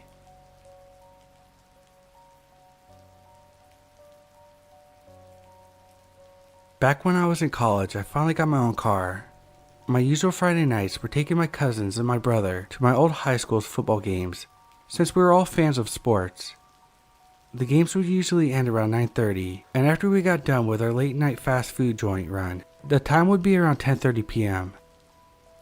Whenever I drop someone off at their house, regardless of what time of the day it is or how much of a rush I'm in, I always make sure to sit in my car until I see them enter their house. My mom and dad were the ones that always engraved this into my head, because doing this ensured that they actually got home safely. My mom's fears were that they didn't have a key to get in, and they were locked out of their own home. And far worse, there was someone menacing hiding behind one of the bushes or against a wall far out of sight. So anyway, the time was around 10:30, and I pull up to my last cousin's house. The passenger side of my car that my cousin's sitting in is facing directly in front of his house's driveway. So as my cousin is gathering his stuff, I glance over to my aunt's house to see if there is anything or anyone around. That's when I see my uncle is underneath my aunt's car doing some car work, or so I thought. Before my cousin steps out of the car, I take a closer look, and I now know that this man is not my uncle. I pull my cousin back into the car and tell him, "Look, who is that?" He is frightened at seeing this, and I tell him to call his dad to make sure it wasn't him. As he does, I pull the car to the other side of the street, just in case things go bad. His dad comes out as fast as he could, and now he and I are confronting the man underneath my aunt's car. The man is way underneath the car, as his legs were the only body part that isn't under the car. As it turns out, it was just a homeless man who had a few drinks as he was slurring his words. We kept trying to tell him that he needed to leave. I know this man meant no harm, but I tell this story as a cautionary tale as why you should always make sure to scan the area or wait for your family members, friends, or whoever you're dropping off to make sure they enter the house safely.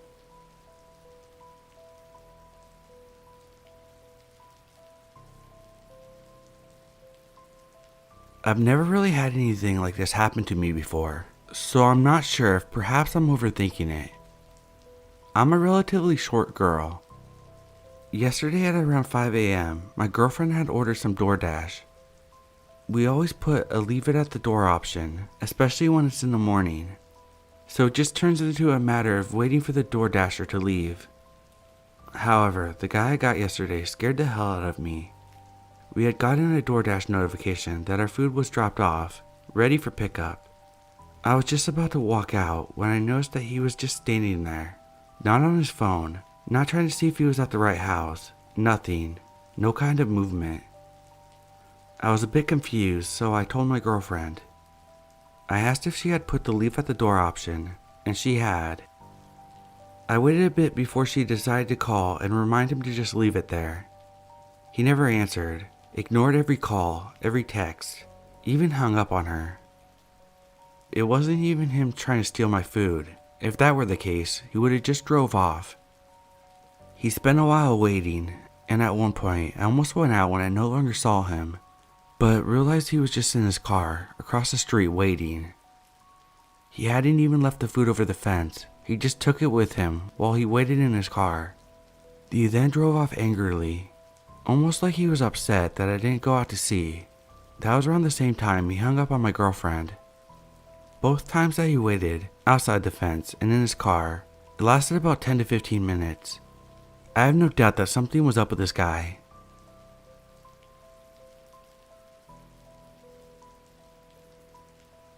I'm a 38-year-old female. When I was 18, I lived in a detached garage apartment that had the second apartment upstairs. My apartment was in infancy and only had walls without doors to separate the rooms. The second floor was being renovated and no one rented it. At night, I would hear footsteps that sounded like it came from upstairs. I could hear someone going up and down the stairs outside at night. One time, I put my St. Bernard on a tie out to potty. I went outside when I heard scratching on the steps to find her wrapped around the stairs in a way she couldn't have done herself. I started having friends stay over because I thought I was imagining things since it was my first time living alone. One night, I was laying in bed when I heard a noise that woke me up. I looked up, half awake, and saw a shadowy figure at the foot of my bed.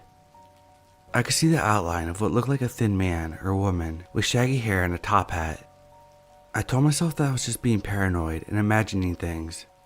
I grabbed a hold of my dog, covered us up with a blanket, telling myself it wasn't real. A few weeks later, my car had a baseball thrown through the window. I was out taping up my window and the neighbor came to talk to me, a young couple that rented a house on the same lot. I asked her if she knew if our landlord had either been working on the upstairs unit or maybe rented it out because I kept hearing noises. She told me no and offered to have her husband go take a look at the upstairs unit. While he was expecting it, she starts telling me to be aware of homeless men who have been seen in the alley behind us. I ask her to describe him, and she tells me that he's tall, thin, dirty long hair, and is always wearing a funny hat, like the Mad Hatter. The husband comes back and tells me that the door was unlocked, but the floor isn't done in the apartment, so there's no possible way someone could be up there, because there's no place to step. I called my mom, and she helped me move. While I was loading the U-Haul, I found 3 house keys in a random place in my yard. All of them went to my door. I'm pretty sure there was a dude just living with me, and I had no idea.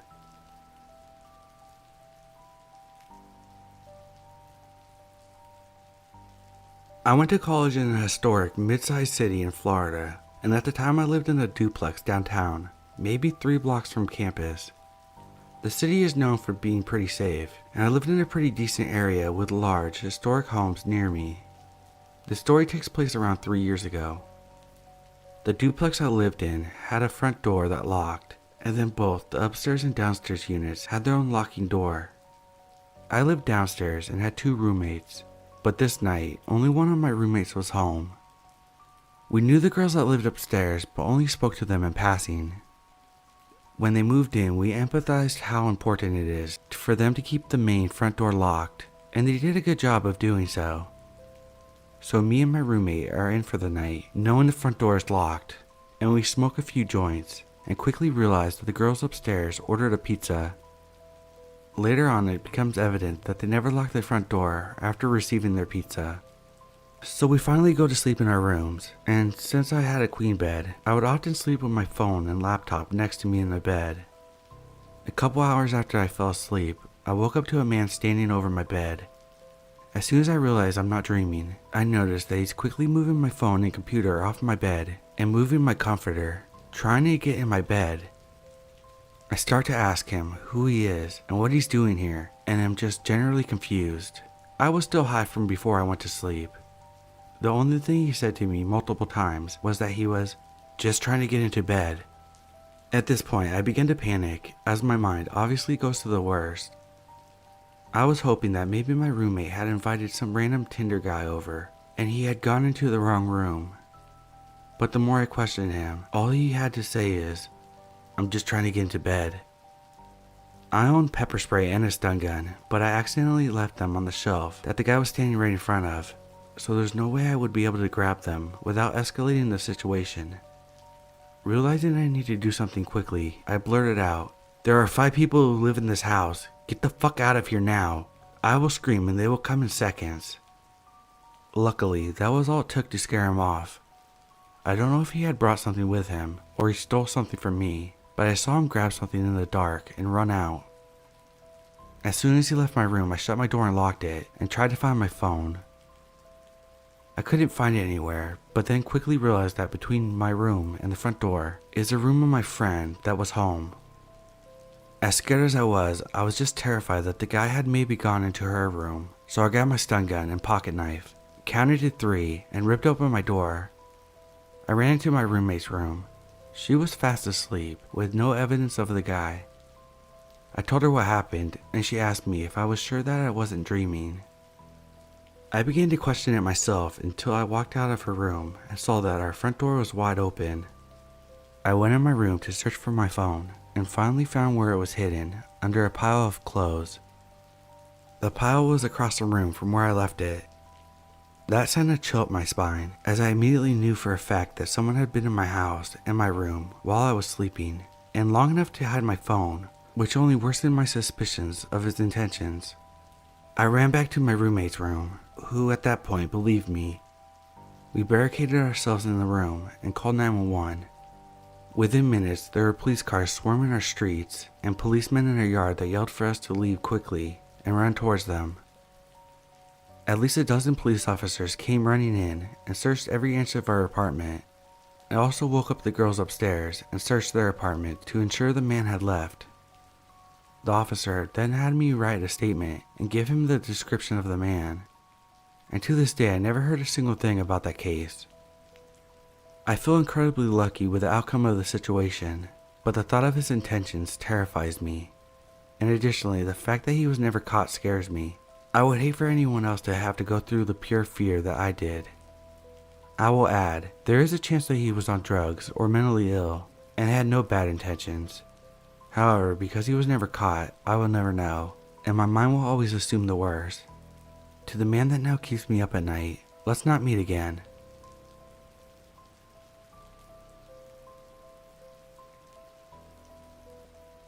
This happened in 2018, probably around 10 o'clock at night. My sister, 15 at the time, and myself, female and 18 at the time, played volleyball together for our high school, and obviously would ride home together after our games. Our mom was probably about 10 minutes behind us. I live about 30 minutes outside of town, in a little neighborhood out in the country, so all my neighbors and I lived down gravel roads.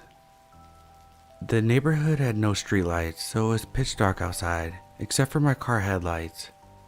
As we were pulling up and turned onto the gravel road, we noticed a guy in a black hoodie standing by our neighbor's mailbox. Of course, I stopped the car and we both stared at the strange person.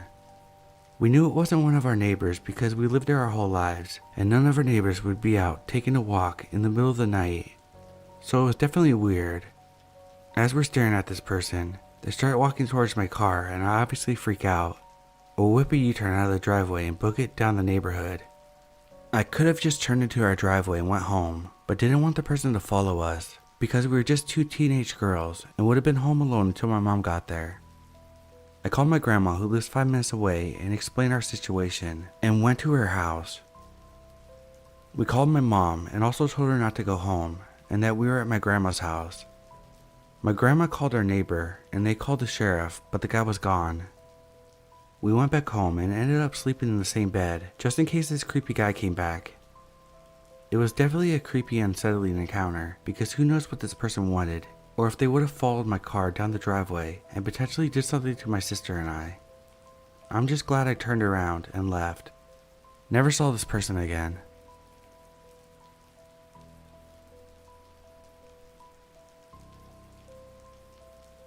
I'm a female. About 7 years ago, I still lived with my grandparents in their small rural home. My grandparents had gone on a 2-week trip, and I decided to stay home so I could bask in the alone time. About a week into the trip and my alone time, my dog, a little toy poodle, started going nuts at the patio door. He's not a guard dog per se, but he's a great watchdog. I thought it was weird because he was just standing in front of the patio door, growling his little head off. My dog never growls like that. He barks at possums, raccoons, but he doesn't growl. He really sounded like he wanted to hurt someone. I knew something was up, so I made my way towards the door when I hear voices. The curtains were closed, so I couldn't see anything, but I could distinctly hear 2 male voices on my back deck. I then saw the handle of the door messed with, like someone was trying to pick the lock. I freaked out internally, to be honest, but for some reason, I was very calm externally. I simply walked over to the gun cabinet, retrieved my grandpa's revolver, made sure it was loaded, and then returned to the patio door. I thought my voice would shake when I spoke up because the voice in my head was shaking, but my physical voice was extremely calm, cold, and collected. I don't know how to explain it really. I was a completely different person for all about 3 minutes. To this day I remember exactly what I said. I have a gun, it's loaded, the safety is off, and I won't miss. I had barely finished my sentence when I heard frantic scrambling, then I heard a truck start. I got to the front window in time to see a truck pull out of the driveway and speed off. I have no idea how I didn't hear them when they pulled up in the first place. Obviously, they weren't looking to run into anyone. My car was in the shop at the time, so no vehicle parked in the driveway. I often keep my lights off to save on the electric bill and was only using the light in the room I was in. My room at the time had blackout curtains, so they wouldn't have seen any light. They must have assumed no one was home. The whole night was a surreal experience for me. It remains one of the most detailed memories I have.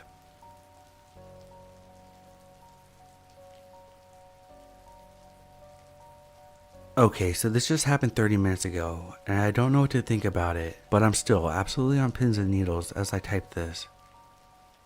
So I live in a nicer suburb in a good-sized apartment complex that for some reason has weird encounters.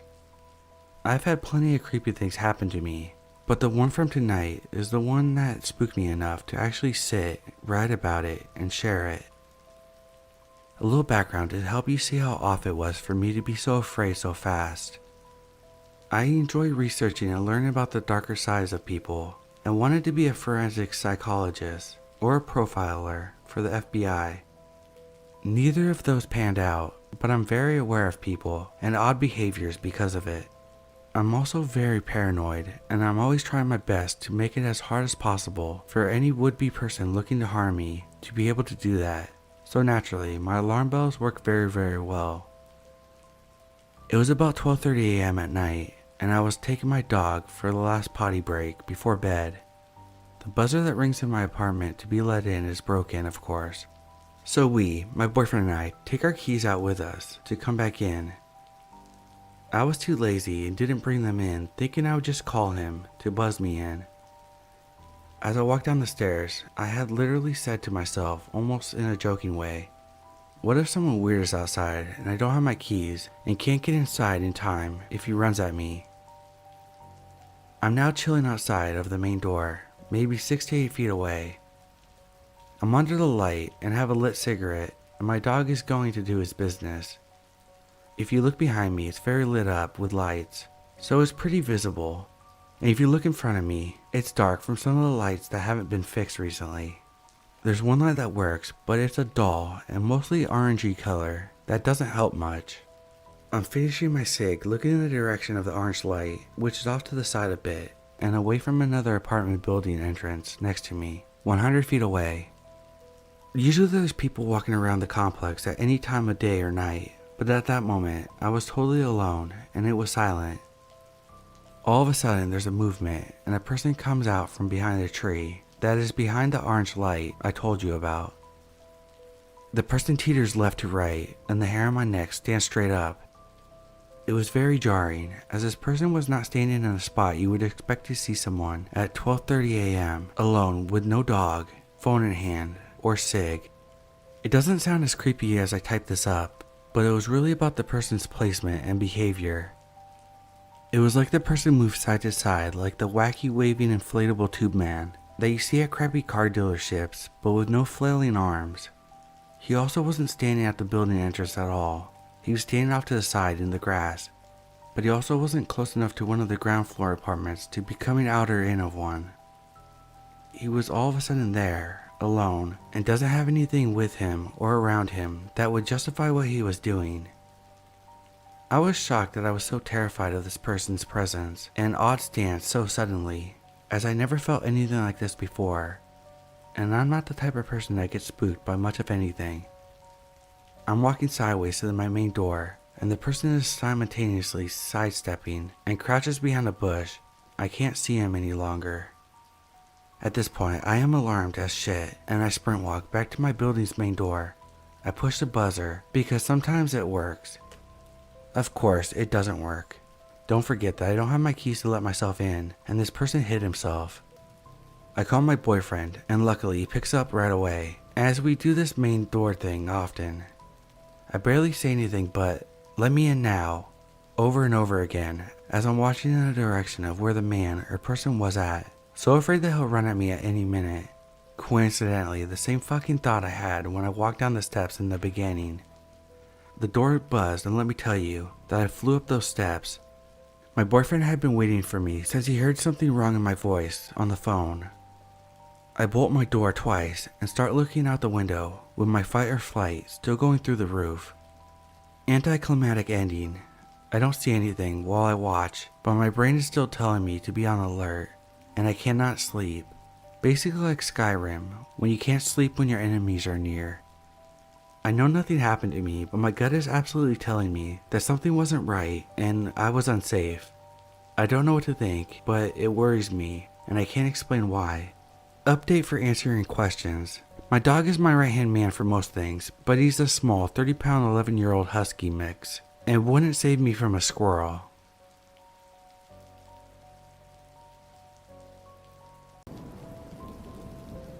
So my mom used to be friends with a lady who had 4 kids, 3 boys and a daughter. When I was around 15 or 16, I used to babysit for them fairly often. On this night in particular, the boys had a sports game to go to, and the little girl, let's call her Abby, who was around 7 or 8 at the time, was in need of a fun girls' day, so my younger sister and I offered to babysit her at my mom's house. In my mom's neighborhood, there's a park just a couple blocks down the road, and Abby was begging us to take her there. So since it was a nice day out, and there were still a few hours of daylight left, we obliged. Sometime after we got to the park, I was starting to get things picked up so we could head back home, since it would be getting dark before long. That's when I noticed a little girl who appeared to be the same age as Abby walking towards the playground. She was alone, albeit a small dog she was walking, whose off-white fur was noticeably dirty and matted. As soon as she approached the park, she walked right up to me without hesitation. With a toothy grin, she asked me if I would play with her. I can't explain it, but I sensed something was off, so I urged my younger sister to take Abby over to the swing set while I talked to the girl and passed the ball we brought back and forth with her. She was barefoot and her clothes were ill-fitted and faded. She had faint scuffs and bruises all on her legs, which were very thin even for such a young girl. That weird gut feeling I had initially gotten only grew stronger when I talked to her. After a moment of passing the ball back and forth, I asked if her parents knew where she was, and if she was allowed to be at the park alone, stuff like that. She gave me eerily scripted responses. By this time, I began to get the feeling that something was really wrong, and it wasn't in my head. Judging by the looks that my younger sister kept giving me from across the park, she thought something was off too. I began to ask the little girl if she was safe and if everything was okay. She kept saying the same things again and again, with a certain clarity that wasn't there when she would be talking about random things like her puppy or what her favorite color was. It sounded rehearsed and monotone, as if she was reading the words she spoke. I'm safe. My parents know where I am. Everything is okay. So I drop it. Just minutes had passed since she initially approached me before she begins to tell me it was time for her to go home, now asking me to go walk with her. I asked her where to, and she pointed across the field with a plethora of tall grasses and no real development for several blocks. The only thing across it was a small parking lot shaded by trees connected to an empty dog park. My heart sank. I politely declined, but she was very persistent that I walk with her, keeping a big smile on her face throughout the entire interaction. She even grabbed at my hand several times to try to lead me away. The thought of leaving that little girl alone there made me feel awful, but I wasn't going to leave Abby and my sister alone at the park, especially now that it was getting dark. Eventually, the little girl stopped pressing the issue and said goodbye to me before she began to walk away. Yet she didn't walk in the direction she had pointed to earlier. She walked in the opposite direction entirely. I waited until the girl was completely out of the line of sight before I hurriedly got my sister and Abby, and we left without a second thought. I could see the concern in my sister's face, but we both knew there was a time to talk about it, and it wasn't with Abby around. For reference, when you're at the playground, you can't see the parking lot across the field of tall grass, yet the sidewalk leading to the playground is on a hill, and when you reach the top of the hill, you can just barely see the parking lot across the field. I made the mistake of looking behind me as we exited the park. As I did, I could barely see the top of a car with its overhead lights on. Needless to say, I walked a little faster when I saw it. Could be totally unrelated, but the fact that the little girl was pointing in that direction, and a single idling car in a teeny heavily shaded parking lot, made my heart beat a little faster. We got home fine and spent the rest of the night doing crafts and watching cartoons until Abby's mom picked her up. But I was left with so much questions about what had happened at the park. What was this little girl doing at the park all by herself? Why did she approach me and not Abby, who was her age, to play with her? Why was she persistent in getting me to walk away with her? Why was she trying to lead me to a field? And when she left, she went in the opposite direction. Could this be a trafficking front, or am I just paranoid? It's been over 3 years, and this experience has stuck with me.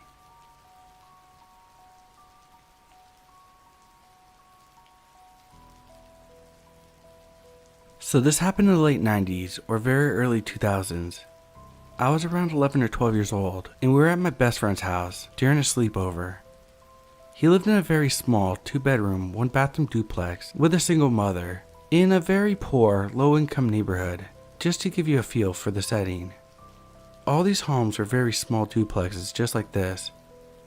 It was just me, him, and his mother in the house at the time. Anyways, it was well after dark, maybe around 8 or 9, and we were playing some video games on his Nintendo 64, getting ready to go to the grocery store with his mother. His mom gets her purse ready and grabs her car keys, and we are putting our shoes on. We abruptly hear this loud, frantic pounding on the front door. We all freeze, understandably startled, as my friend's mom is asking, "Who is it?" She is interrupted by a loud, excited male's voice saying, "Hello? Hey, hello, are you there?" Followed by the doorknob jiggling wildly as he's trying to open the fucking door. She repeats, "Who is there?" And the guy's like, Can you, hey, can you? Me and my friend look at each other with a mix of total bewilderment and unease as he continues, Can you come outside and help me? It's raining out here and my car won't start." It wasn't even raining. We all stood frozen, glancing at each other and whispering about what we should do. The guy keeps knocking and trying the door handle, and my friend's mom tells him to go away and that she can't help him. He continues to jiggle the door handle some more, and she promptly tells him that she was calling the police. No, you don't have to do that. They don't know me. I'm not from around here." What the fuck? Next thing we hear, the thick bushes of the kitchen window being rustled through and trampled, followed by tapping on our window. "Can you see me?" "I could see you." Can you see me? I'm here. I could see you. It's raining a lot. Can you see me? Can you see? Look, I can see you. I can see you. The blinds are completely shut with the curtains drawn. There's absolutely no way this guy could see us, let alone us see him. My friend's mom is already on the phone with 911 by now. Next, we hear what sounds like a pickup truck start up, and then the headlights bleeding in through the windows. We hear what sounds like the truck slowly lurch up the tiny lawn, and the headlights are really bright now. This asshole is actually pulling up to the house. There's a sound of the vehicle door slamming and the truck idling, literally right in front of the house at this point. The guy starts jiggling the door once more. We're telling him that the cops are on the way, and he goes silent. For what feels like 10 minutes, all three of us are crouching by the dinner table, listening to the truck idle on the lawn, with the headlights blaring. There are no other sounds, and the guy isn't saying anything. My friend is actually checking the back sliding glass door to make sure it's locked, and that he isn't in the backyard. Luckily, he isn't. Next, we hear the truck door slowly open, shut, and the truck starts backing out slowly, then proceeds to drive off. He didn't seem to be in a hurry. We didn't even move until a short while later when the cops showed up. We told the police officers what happened and going outside. Spoiler alert, it was completely dry outside, no rain. You could see that the guy trampled the bushes badly in an attempt to look through our kitchen window. The front lawn was mostly dry dirt with a few patches of dead grass, so you could clearly see the truck tire imprints that led from the curb up the walkway near the front door. It also looked like the man had deliberately knocked over all the potted plants that were in the walkway leading up to the front door. The cop stuck around for a bit, checking things out and trying to see if he would return, but he never did. I don't know what the fuck that was about. I don't know if this guy was nuts, on drugs, or a mix of both. We never actually saw him. All I know is that at the time it freaked us out and left an impression on me. Eventually though, it became one of those things that my friends and I joked about. Like, dude, remember that crazy motherfucker that was like, "Can you see me?" What the fuck was that about? My friend eventually moved to a different state, and after staying in contact over the phone for some years, we lost track of each other as we started high school. But that incident is forever burnt into my mind.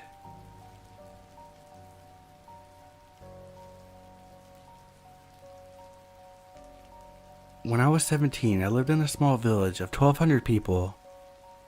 Usually every year there would be a local town festival, and all the adults would go for dinner and party at the town hall. They would perform some acting and make fun of the year that just passed. Usually this takes place in February, so it's snowy and gets dark pretty early. When this festival is here, all the 13 to 17-year-old girls are booked for babysitting. Me and my two friends went for a drive around town since you have to be 18 to go to this party. So we just drove around giving people lifts to the party and earned some extra cash since there are no taxis in this town, and it was a great way to get some extra pocket money. We had been driving for a couple hours, and of course we knew where everyone lived, and some of the adults asked us to drive past their house to make sure everything was alright and give the parents some extra comfort. In one of the older neighborhoods in the town, there were low floodlights, so we just drove slowly, and one mom, who we gave the lift to earlier, lived there. She was a widow with 3 young children, 2, 4, and 8, and her niece was babysitting, who was 15. The time was around 10 p.m., and we drove into this neighborhood, which was surrounded by a hill and some cliffs. My friend swore that she saw something move in the garden. We thought little of it, as it was probably just a cat or something. We kept driving to the other end of the town, but my friend in the back seat said that he had a bad feeling and wanted to drive back to the house to check if we could see some footprints in the snow. When we got back there, we parked the car and looked over the fence, and there were fairly new human footprints in the snow, adult size. So we all looked at each other and decided to follow the trail. The trail went past all the bedrooms, but near every window the footprints turned to the window, like someone was trying to peek in. Eventually, the trail ended at the street, and we lost it where the snow had been plowed away earlier that night. We chatted about if we should go get the mom from the party, or ring the doorbell to check if everything was alright. Since none of the tracks led to the back door or the front door, we decided that 2 of us would stay in the neighborhood hidden and monitor the house, and the driver would drive to the police station and pick up the mom on the way back. That was a good call.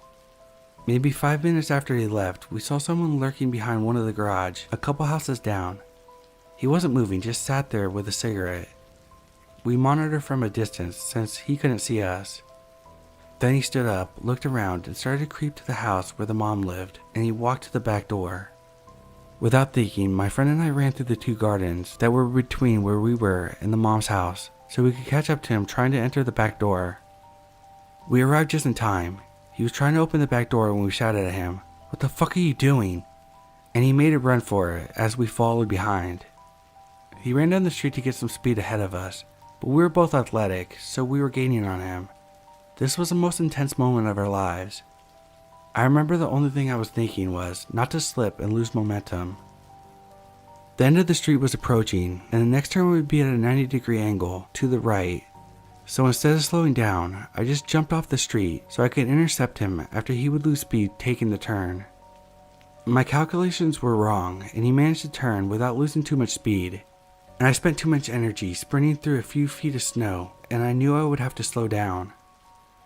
I was still about 10 meters behind him, but my friend was closer and gaining on him. My friend realized that he could kick the man's feet and trip him, so he did that. He fell, and this was the quickest takedown ever. He smashed his head into the frozen ground and he was out. While we were catching our breath, he didn't move. We rolled him over on his back and he was breathing, but it was really shallow, with a crackling noise. I was terrified. Millions of questions went through my head. Is he dying? What if he was just some relative doing a prank? Why did we chase him? Meanwhile, my friend checked his pocket, and there was lubricant, a strong sedative, and a broken camera. Luckily, the driver came back a couple minutes later with the mom and the police. Then the ambulance arrived and took him away. The day after, we brought in for some questions at the police station, and the chief told us that he was a known pedophile, not from our town, and that we had saved the day. The tumble he took when he fell caused bleeding in the brain, and that he probably wasn't going to be able to wipe his own ass anymore. We told the officer the story about when my friend tripped him. The chief stopped typing and said, "Are you sure you tripped him? The way I see it, you 3 are heroes that caught a burglar in the act, and while running he fell and hit his head." And he looked at us and nodded with a soft smile.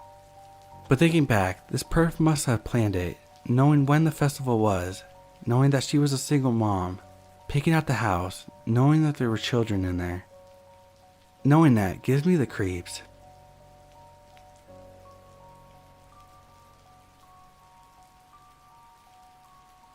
This particular story happened about a month ago. I just recently got a gaming laptop, and I invited a few of my cousins over to spend the night. We were just gonna chill and play some games on the laptop. We stayed downstairs so we didn't make a lot of noise, since my mom and sister went to bed pretty early. The first few hours were just a normal sleepover. We were eating, joking around, and having an overall great time.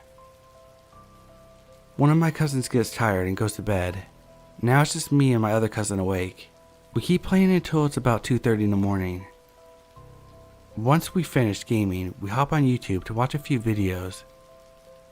At around 3 a.m. we hear the loudest bangs on the front door that we've ever heard. I look over at my cousin and ask him, "Did you hear that shit?" Which he replied, "Yeah, what the fuck was that?" So me and him decide to get up, go to our kitchen, grab the biggest kitchen knife we have, and go to the front door.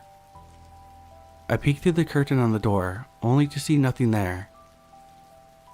We go back down and talk about the situation we had, when we hear someone stopping upstairs and running through my room. Mind you, my room should be empty. But we don't think too much about the footsteps, thinking that my mom or sister had woken up. By now it's 4 a.m. I'm tired as hell, and we decide to go to sleep. My cousin stays up and plays more games. The next morning, he told me after I fell asleep, he heard more knocking on the front door, as well as knocking on the kitchen window. At one point, he got up and peeked through the door, and says that he saw a figure in all black run away from the house. He also said that he heard someone running upstairs again. In the afternoon, I asked my mom and sister if it was them that was stomping upstairs last night, and they both looked clueless. My cousin and I were just shocked. I usually hate going downstairs at night since I always feel like I'm being watched. This just made it worse. I haven't experienced anything more after this, but it's probably because I've never slept downstairs at night. Once my cousin returns to my place, we'll make sure to stay downstairs to see if this shit happens again.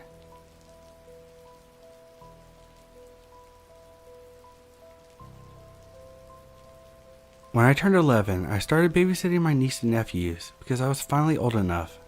I had been babysitting for about 4 years when this happened, so I was about 15 at the time, and my sister worked in the early mornings. She had asked me to stay the night and babysit for her. I wasn't allowed to have a phone, so my mom let me have hers just in case. I babysat 2 boys. One was about 8 at the time, we'll call him Dylan, and the other one was 3 or 4, I'll call him Mike. My sister lived in a not so great part of town, so I'd always keep the doors locked up tight. Plus I like to listen to scary stories, and I was super into true crime, so I was a pretty paranoid kid. There was a pretty large apartment complex next to my sister's house, and it had some pretty sketchy people there, but had a nice playground and basketball court right outside her house. So we went to play there a lot. On this particular day though, I had just woken up and I was making French toast for my 2 nephews. I was listening to music in my earbuds because they were still sleeping, but I knew they would be up soon. You know when you have music in your ears, how sometimes it sounds like someone's calling out for you, or you think you hear something? Well, I kept hearing noises and I kept taking my earbuds out to listen, but then the noises would stop. I did this about a dozen times before eventually chalking it up to my imagination. About the time I was finishing up the French toast, my nephews came out of the room into the kitchen, ready to eat.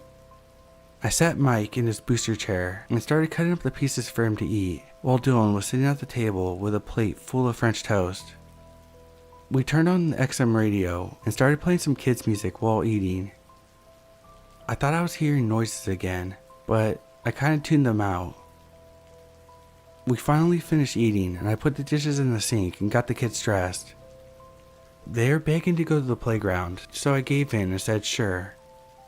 As I was getting dressed, I heard a loud crack. I jumped and ran out of the room pretty freaked out and went to go check on the boys. Dylan came out of his room with Em in his arms. I looked at Dylan and said, "Did you break something?" He shook his head and looked absolutely petrified. I told the boys to stay in the hallway since there was no windows, and I wasn't really sure what was going on. I started to walk around the house to see if something had fallen, but nothing looked out of place. That's when I saw a shadow peeking in through the front door. The door had an oval glass pane, but it was difficult to see through unless you had your hands cupping your face while it was pressed against the window. I couldn't see his face, but he was in all black and had black gloves on. I was standing to the side so he couldn't see me. He looked around for a minute or two until he ran around the house. I quietly ran into the hallway and shoved my nephews into the bathroom while whispering, "Lock the doors behind you." They were panicking and confused, but I didn't have a phone with me. I had to go back into the kitchen to get it. He closed the door and locked it, and I ran to grab my mom's phone. I heard glass cracking again, and I started to lose my shit. I started crying and shaking as I called my sister. I don't really know why, but I called her and told her someone was trying to break in the house. She freaked out and told me that I needed to call the cops. I told her I was too scared and didn't want to hang up. I finally did and called the police. I was still in the kitchen when I saw another man run across the backyard. I was sobbing and shaking and the police weren't being quick enough. After asking for my address and the necessary questions, they told me to stay on the line and that they were sending someone out. It felt like it took forever, but finally a cop drove around the neighborhood and said that we were fine. I told them that there were 2 men outside trying to get in, so they got out of their cars and looked around the house. They went in the side that I heard the giant crack and saw one of the windows had been shattered. They were definitely trying to get in, but I don't know what they were planning on doing. There was a giant bed frame in front of the 2 broken windows. I think if that wasn't there, I probably wouldn't be telling this story. They never caught the men that were trying to get in, and I hope that I'm never in a situation like that again.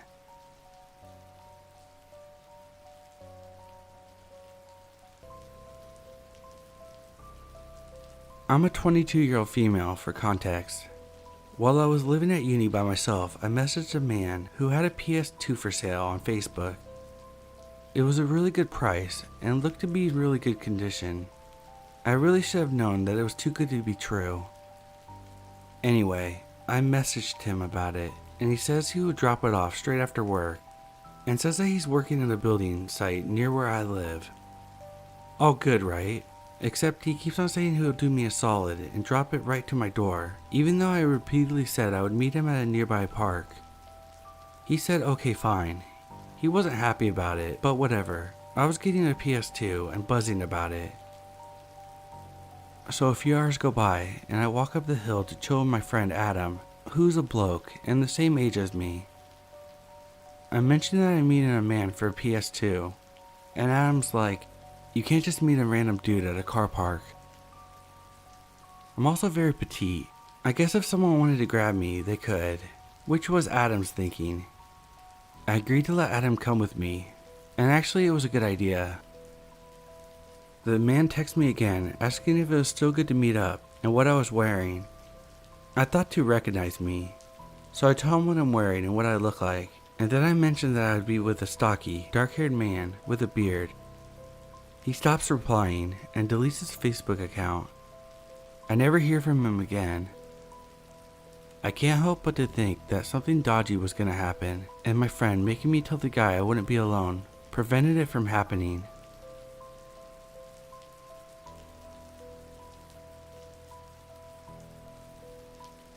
This happened a few years ago. I was traveling with my ex-boyfriend. We were in Nebraska, which as most of us know, is all cornfields. For some reason, OnStar took us off the interstate, so we were on a back highway and came up to a four-way stop. We see a car that's seemingly broken down in the middle of it, which I found odd. So I said, don't stop, and he said, okay, but then stopped at the stop sign anyway. As soon as he stopped, 3 guys got out of the car. I told my ex, get the hell out of here. He quickly turned and started off speeding. As I looked in the mirror, I could see one of them holding out something at us. I'm unsure if it was a machete or a gun. More people started coming out of the corn near the car as well. Certainly, they were planning on tricking, ambushing, and killing someone.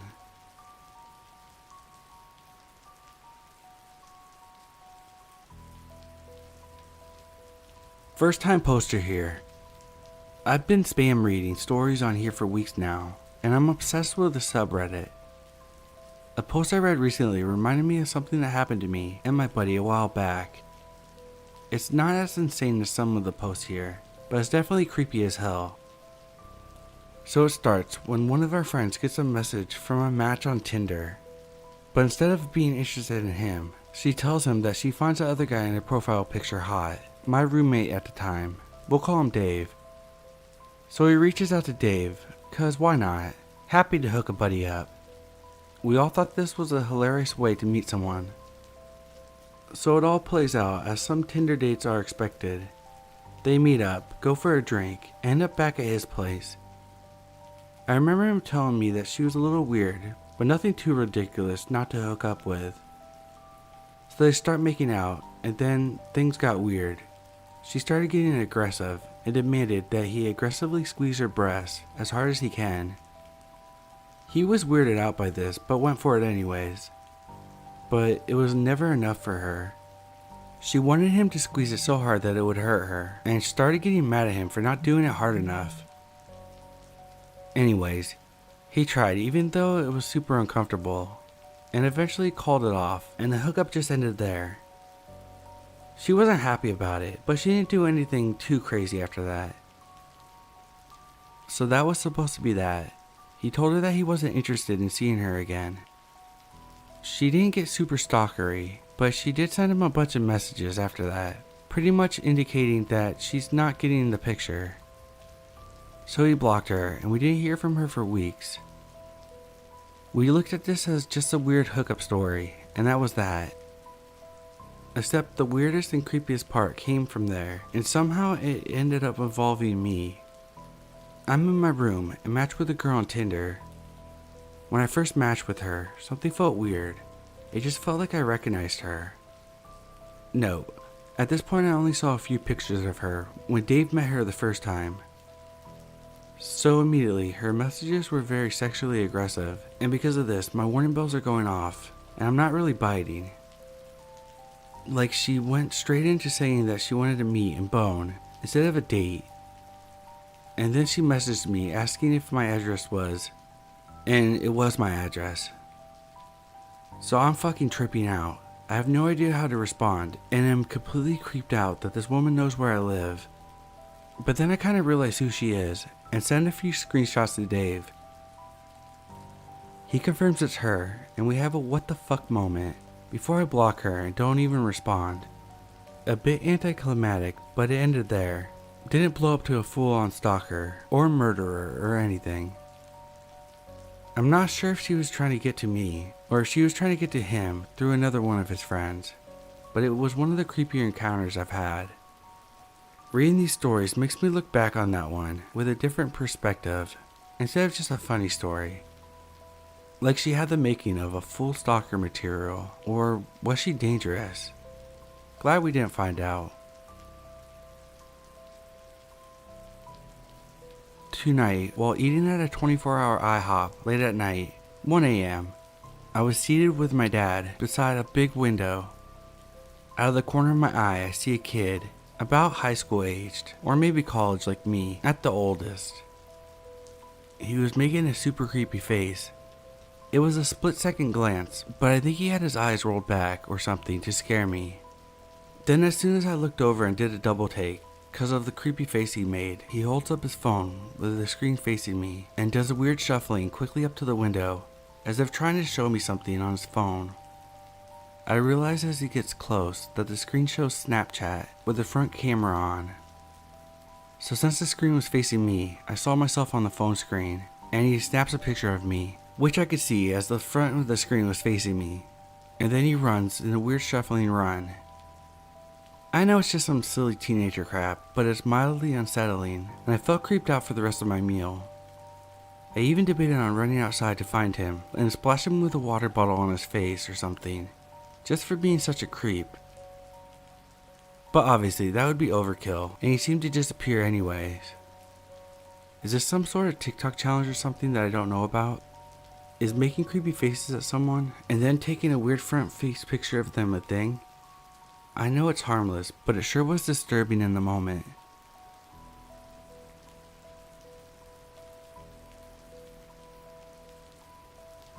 So this happened like a decade ago. I can't remember her name or how we met. My first memory is sitting with her late at night in a noisy pub on a first date. The waitress had taken our drink order, so we were talking about this and that, and the conversation happens to be on funny video clips.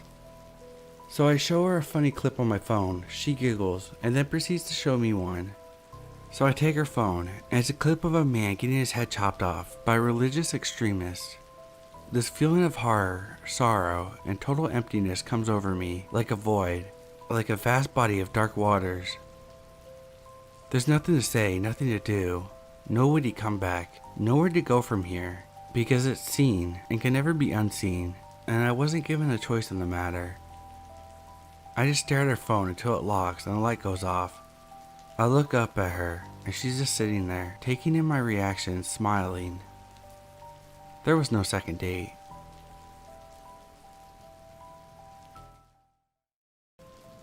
From 1989 to 1993, I was the key holder for a local family-owned bakery located in a sketchy neighborhood in my hometown. My job called for me to arrive at 2 a.m. by myself, get the ovens and machinery started, and get the first batch of dough mixing. The initial mix needed to proof for about 30 minutes before I could start feeding it through the scaler, so I'd be able to relax during this half hour. I would generally sit in the front room of the bakery, which was where we always kept pallets of flour, stacked 1 or 2 high, a few unused machines, and a long-winded bench along the wall. This room, which was about 35 feet by 35 feet, was lit only by whatever light was coming through the door, leading to the bakery proper, as well as the illumination of the streetlights, which spilled in via the front door windows. This meant only about 1/4 of the room, the quarter with the long bench of the wall, had any light. The remainder of the room quietly faded into darkness. The feeling hit me within 1 or 2 minutes of sitting down. I was being watched. I knew I was being watched. Those of you who have ever had this feeling know how palpable this is. Because of the hour and the neighborhood, I religiously locked the front door behind me upon arrival, so I knew someone couldn't have entered the room and hidden there while I was occupied in the bakery. After stewing in my own paranoia for a few minutes, I happened to gaze in the darkened corner of the room. That's when I saw them. 2 eyes, just visible through the blackness, looking directly at me. I shot to my feet, my heart pounding. The eyes disappeared with a clatter, as whoever, or whatever this was, has jarred something in its attempt to remain concealed. I stood motionless for a moment, and then I heard footsteps, but clearly not human footfalls. They were soft, being produced by something that had more than 2 legs and weighed a whole lot less. Something passing through the lighted area of the room caught my attention, and then I swiveled my head to get a look. It was a possum. Not sure which one of us was more shaken up at this point, but I either grabbed the broom or a piece of wood, the memory's a bit hazy here, and armed myself, hoping that I wouldn't have to fight off this rabid animal. The creature scurried under a wooden incline which led to our freezers, an area I couldn't readily access. I banged on the incline several times, getting no response. After a few minutes without any traces of activity, I called it a draw and got back to baking. Later that day, a dead possum turned up in our parking area. Its neck had been torn out. If I had to guess, I'd say it messed with the wrong neighborhood dog.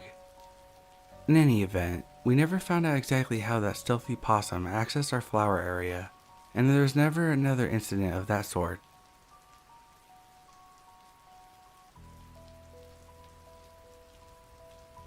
So I work at a retail store as a cashier, and a few weeks ago I had an older couple, late 30s, early 40s, come in.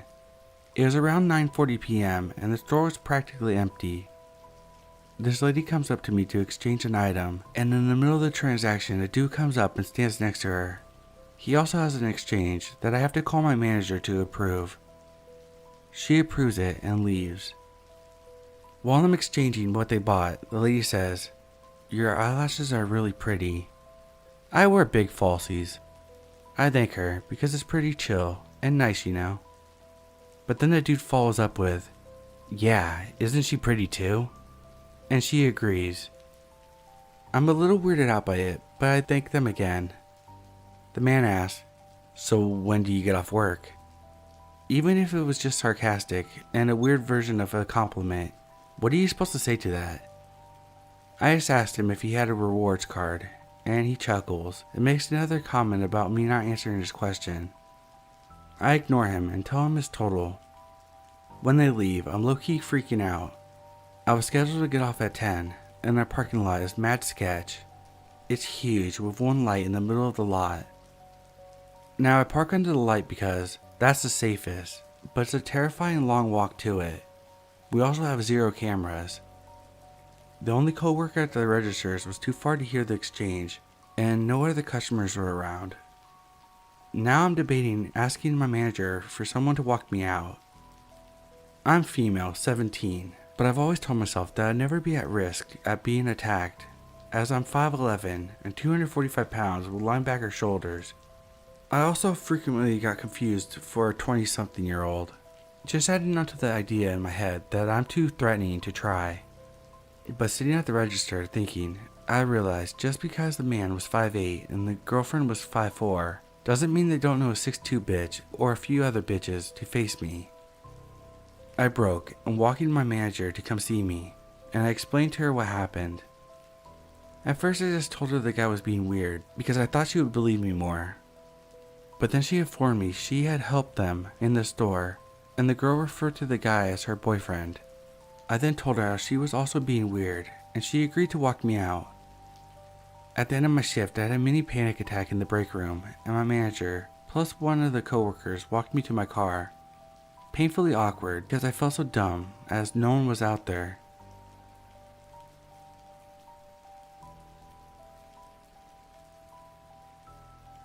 Okay, so for a little bit of background, I used to work at a drive-up cafe shop that sells coffee and snacks like bagels and muffins. I live in a relatively small town, and I never had anything happen like this before, so I was pretty shaken up. So it was a Sunday night, and I was closing all by myself for the first time ever, being a new hire, and it was getting kind of late and virtually no one was coming through. So I just did some closing activities like sweeping and mopping. This is important because we stored the mop and the broom in a separate room that can only be accessed by going outside and unlocking the room with a key. So I had the employee entrance unlocked since I was going in and out.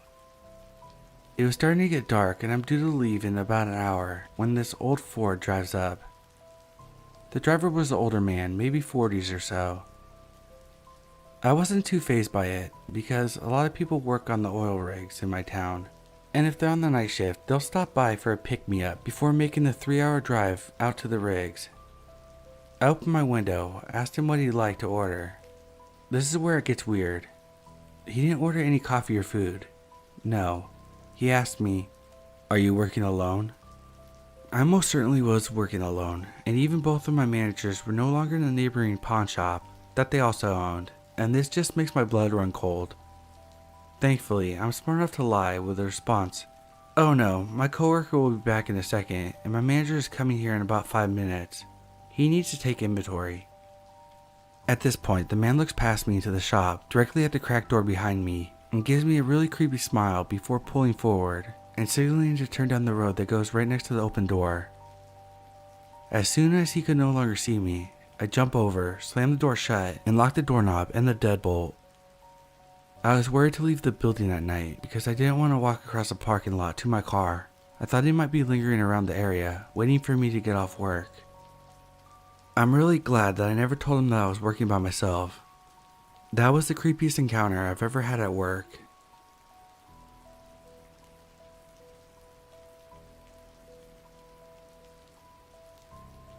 I live in Atlanta.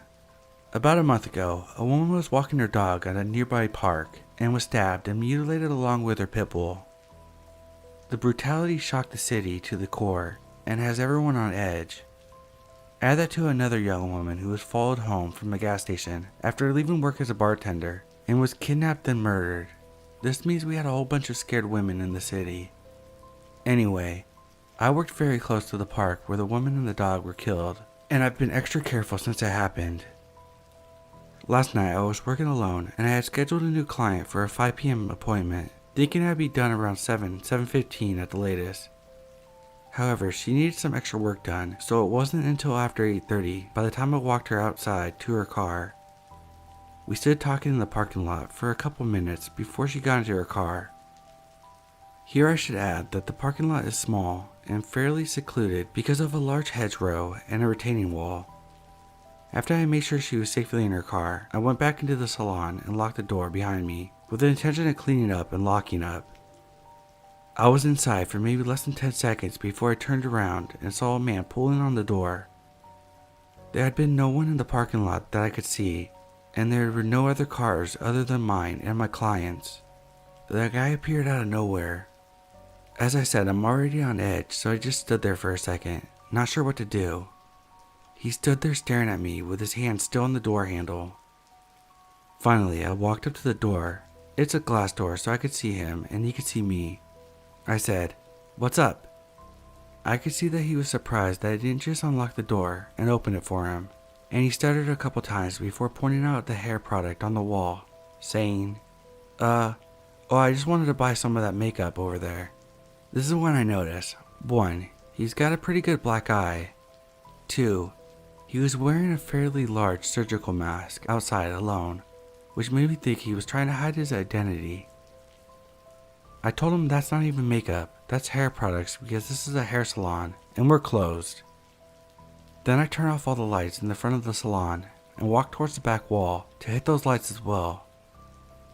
Once I had all the lights out, I could see him, but he could no longer see me.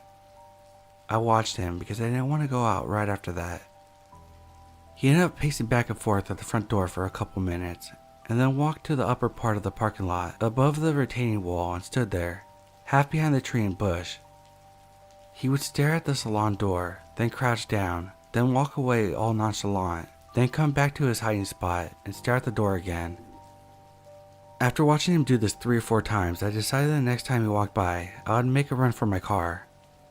As soon as he turned his back and started walking towards the direction of the park, I ran out, locked the door, and sprinted the 20 feet to my car in a full-on panic. Thank God for keyless entry. I had no idea what he was up to, or if he was really a serial killer. Probably not. Probably just someone trying to rob me. But what I do know is he definitely saw me in the parking lot talking to my client, and I did not see him. I also know that if I hadn't locked the door, I would have had a much different night. There's no question in my mind that he was going to harm me in some way. As a side note, lots of people have asked me if he may have been homeless, and I absolutely don't think so. He was well dressed, his head was bicked, and while he definitely scared the crap out of me, he did not give off the desperate vibe that a lot of the homeless, mentally ill, addictive people I've encountered in the past do. Those people don't really scare me, mostly because I feel sad for them and try to help them in some way. The guy had every alarm in my body screaming at full volume. If you're coming to the A right now, maybe don't.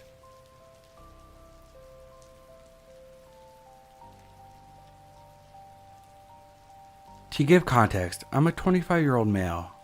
I started a job at a company that makes lenses for glasses, and immediately I was introduced to Nate, an awkward guy around my age that seemed like he had good intentions. He was nice enough, but I figured most people humored him when it came to talking to him. I was convinced that he was on the spectrum in the realm of Asperger's. I had a friend in the past who had it, and I didn't really mind. Besides, we seemed to like the same things, including Dungeons and Dragons. My D&D group was very small, and we wanted more people, and knowing that he was into D&D, I invited him to come join. My now wife, then fiancé, immediately grew uncomfortable when he came into our home to make his character, and when it came to actually playing sessions, another girl at the table also expressed that she felt uncomfortable. I didn't feel great about it, so after 3 or 4 sessions, we kicked him out and continued playing. But I still had to see him at work, which led to him always being sad around me. But I wasn't going to give in. Eventually, I kept telling him that I was starting up another group, and that he could join one, yada yada yada. His pity party was starting to annoy me, so I said whatever to keep him at bay. One day at work, he had the day off, and the following weekend.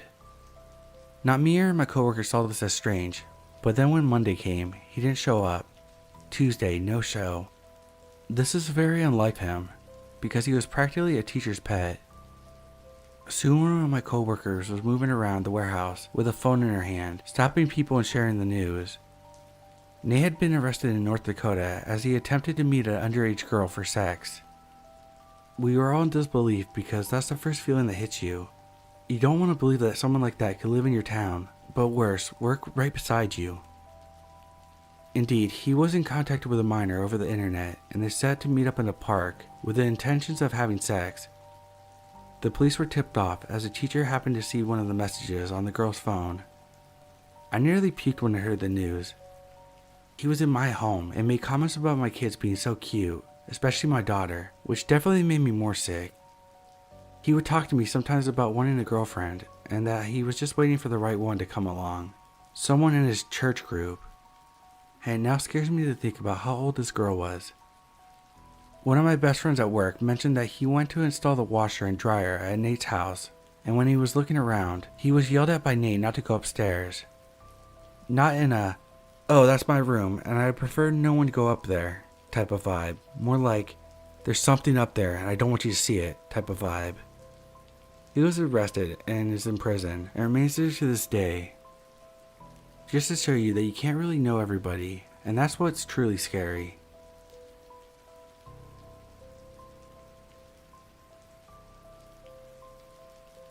Hello, I'm a woman, and basically that's all you need to know to understand how something like this could happen. In 2017, a guy wrote me on Facebook. He told me that he used to go to the same swimming class. He told me a story about how we met, and I didn't remember the story, but not the guy. He told me how he looks now, but he had no pictures, so I didn't know.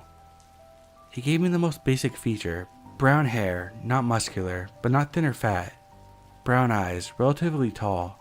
This literally could have been anyone in my country. I told him I remember the story, and I didn't think much of it. He told me about a girl he was going to class with, and I told him I know her. That was basically our first convo. I tend to barely reply when I'm not interested, to let them down easy. He wrote me half a year later that he saw my speech on YouTube. He asked a few things about it. I answered as little as possible, and he stopped texting again. Then for a whole year, nothing, and I forgot about it. He wrote me in late 2018, asking, "Did I see you in the supermarket today?" I was a bit creeped out because I did go to the supermarket, so I lied and said, "No, I wasn't there today." So 3 years later, he wrote me, "I randomly thought of you today. Hi." I said hi. "How are you?" "I'm fine, working. I was actually ending work, but yeah." "Oh, as of right now, or just in general?" "Both." "Cool. And what's up with school?" "I'm in uni." "Wow, which?" I didn't tell him the city or which specific training, but it's on my Facebook. "Wow, cool. You like it?" "Yeah, my boyfriend lives nearby, so it makes it easy." This was my way of forcefully letting him know that I was dating. He casually chatted a bit more, then he stopped again, and I thought I was done for another 4 years. He didn't bother me, more like annoyed me. I gave him clear signs of no, and I didn't think he wouldn't understand. Well, he didn't. Today I'm at work, and thank God I work with tons of people, and my boyfriend was there too. I suddenly see a guy around my age, just standing at the fence watching me. At first I think nothing of it, but he stares at me for 40 minutes. I'm finally done with my class and go up to my boyfriend and guy friend, telling them both that I think it's the same guy that has been texting me. They say it probably isn't, but then we all see him changing positions outside the fence so that he can see me better. There was a bush in the way. He got in his car after an hour staring. He left the doors open and kept sitting in his car for another half hour. My boyfriend said that he would park right next to the gate when I'm done, so he can't approach me. Luckily, he left before we finished, but I'm terrified to think that he would be following me, even though I don't remember him too well.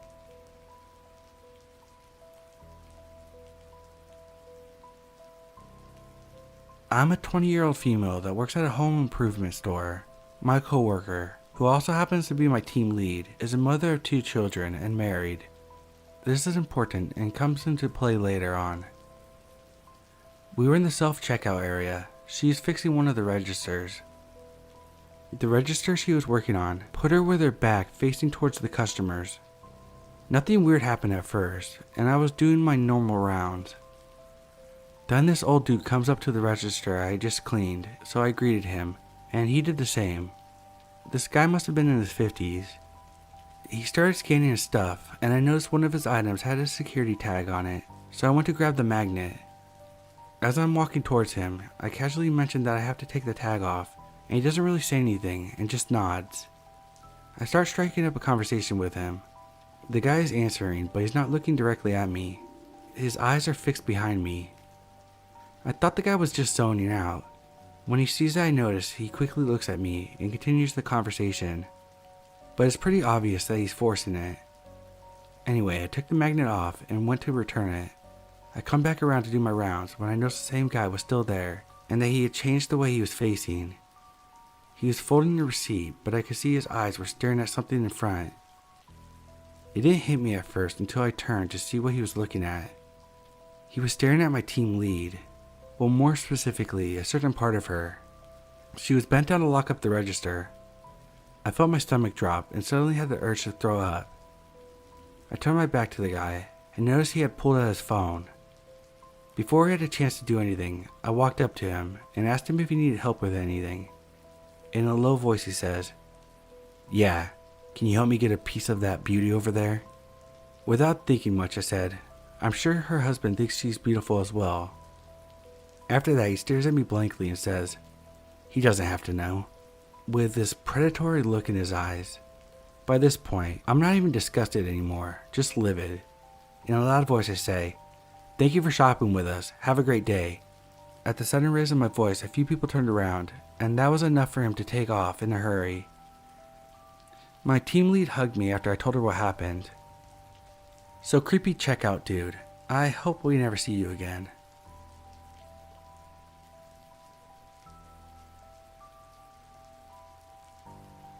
Years ago, I worked at a natural food store. I started there within a year of graduating from my first college, and was trying to get a handle on working a regular job and paying for my own apartment by myself. Working in the store was alright, and it became better as I was allowed to work in the grocery department, which gave me more freedom to move around the store and a wider variety of tasks to perform. Periodically through the day, I would circulate through the stock room to check on our receiver to see if there was any new stock to put away. At times, independent local vendor representatives would drive up to the loading dock and bring the products that we ordered and needed to check in. For some reason, I crossed paths with one of the vendor reps from a local bakery, and anytime he was in the building, his attention would snap onto me. At first I thought nothing of it. He usually was giving out prepackaged samples of new products to hand out in the store, and he would usually give me a couple even though I had no authority to order things. I just thought, oh cool, free snacks. In case anyone has alarm bells going off because I was getting food from a stranger, this was a trusted vendor that had been at the store for years and years, and the baked good samples were packaged where they were made, so they were the same safety and quality as if you had gone to the store and bought the full-size products. I had no reason to be afraid, so it continued off and on for a couple months. Eventually, the guy started asking me seemingly innocuous questions that were dispersed far enough apart that my naive brain didn't feel the need to put up my guard. He asked me things about like what car I drove and did I like it. He would cover up for his questions by adding extra explanations, such as he was thinking about getting a used car and was asking around for information. I told him I didn't have a car, which was true. I lived a few blocks away from the store at the time. After that, the guy wrote his number and first name on a piece of paper, telling me I could call him if I ever needed a ride anywhere. I still didn't get it and thanked him politely, though I knew I would never take him up on that. Anywhere I needed to go, I could get there on a combination of buses and walking. I was very independent and didn't like to feel like I was inconveniencing anyone. One day I came to work as usual and went through the stock room. On the way to the time clock to punch in, the receiver rushed over and snatched me into a tight hug, telling me that she was so glad that I was okay. I thought she was just being funny, so I asked her what for. She told me that the former vendor rep, who seemed to be enamored with me, had gotten a girl to get into his car with him. Then he drove to her apartment, attacked her, assaulted her, beat her bloody, then set her apartment on fire, fleeing the scene. Luckily, the woman that was attacked was able to escape the burning building by climbing through a window. I became much more wary of acquaintances after that. I feel really fortunate to have never put my trust in this guy and gone anywhere with him. You never know with some people.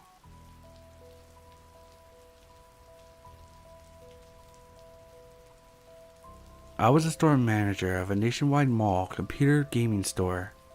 This is long before GameStop and cell phones.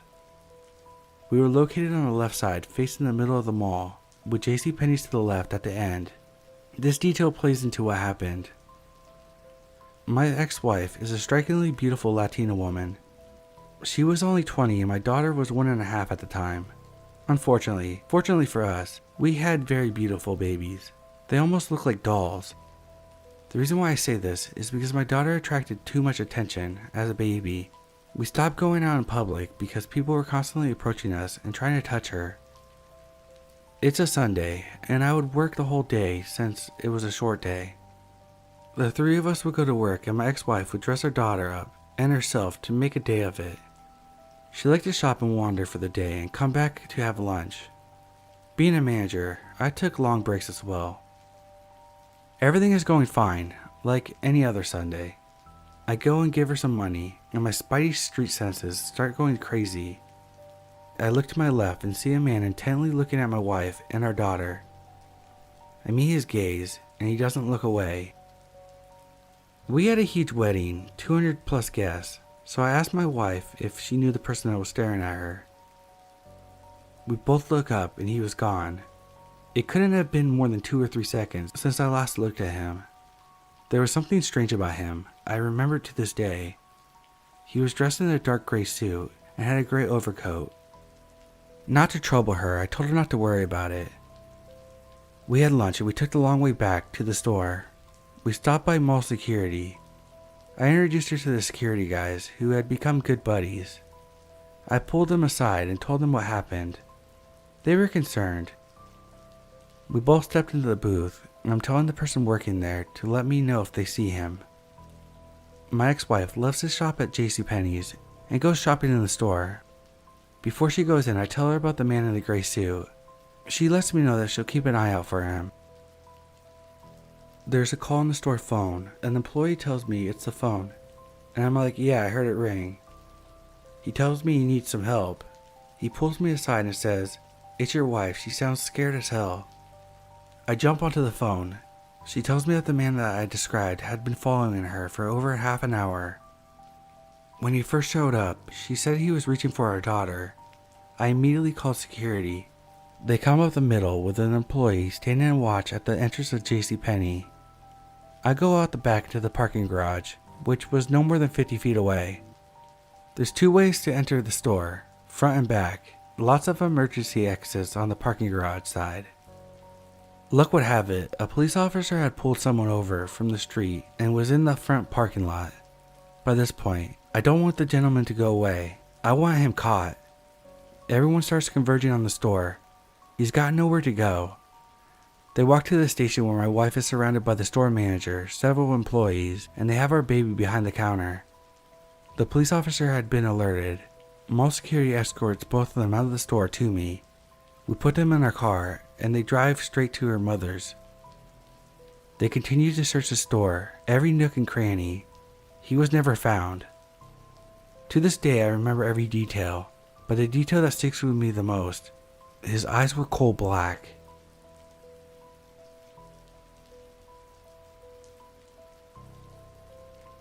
I'm a 22-year-old female, and I used to be a cashier at Walmart.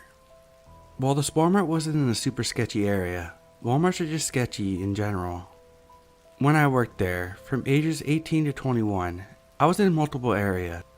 I was a cashier, customer service, and electronics, so I have plenty good Walmart stories, besides creepy ones. This one, however, happened during the first few months there. At the time, I was just a cashier, and hadn't cross-trained in other areas. It was a normal day, and I was manning the self-checkout, and basically just watching the clock. There was really nothing to do besides that, unless you were called over by a customer, or being yelled at by someone. Suddenly, a man came up to me. He looked to be in his late 40s to mid 50s, and was pretty rough looking. All the self-checkouts were taken, and he was the only straggler, so I decided to ring his items out at my station and send him on his merry way. He only had a couple. I greeted him like I normally would, and immediately he began to shower me with compliments. He said how pretty my smile was, how nice my voice was, and how it was a pleasure to meet another pretty woman. Of course, I was uncomfortable, but being a naive 18-year-old, I just politely thanked him and continued the transaction. Then he started talking about all the ladies he had in his life, his many girlfriends.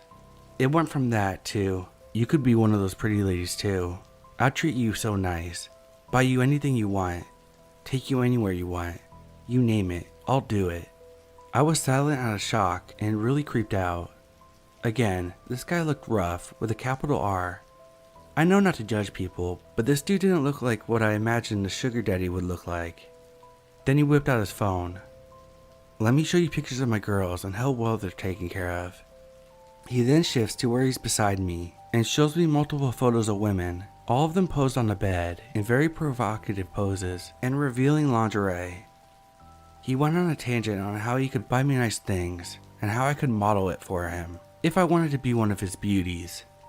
At this point, I wanted to throw up.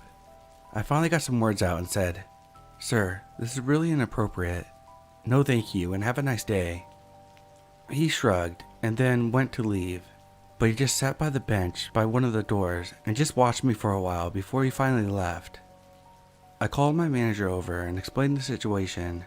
She kinda yelled at me for a second, asking why I didn't call her over sooner, but eventually just had an AP do a sweep of the parking lot to make sure he still wasn't there. Apparently, trafficking had started to become an issue in the area because of how close to the highway it is. AP ended up walking me to my car, but since nothing illegal happened, there wasn't much to make a police report on. so they weren't called. I don't know if this was a trafficking attempt or an attempt to coerce me into prostitution, but I never want to find out either way. I was working for the city of Fort Myers on March 23rd, 2007. Some wooded area across the street from us was being surveyed. When we came back from our lunch, we noticed a cop is there, and she looks a bit disturbed and is calling for backup.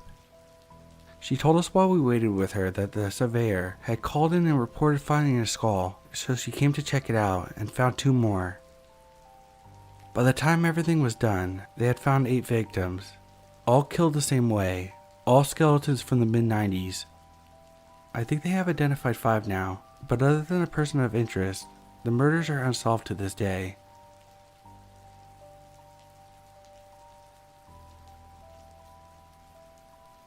My manager is creepy. I'm a 16-year-old female and I work at a retail store. My manager is in his late 50s. There have been many things to lead up to this point. I've seen him snort white powder on multiple occasions. I've asked him about it and he says this is the anxiety medication. He calls me kiddo and trouble. He fist bumps me whenever I walk by and constantly asks me about my personal life. He has asked me how old I am multiple times. Yesterday I went to go check out some stuff I needed. He rang me up. My wallet shows the top of my ID, so he looked at me and asked to see it. I didn't think and gave it to him. He looked at it for a good 2 minutes before saying, "Ha, nice." I've told my family about it and they're scared that he might stalk me, considering he now knows my address. I'm beyond creeped out. My other coworker feels the same way too. I don't know what to do from here, since the company doesn't have a corporate HR.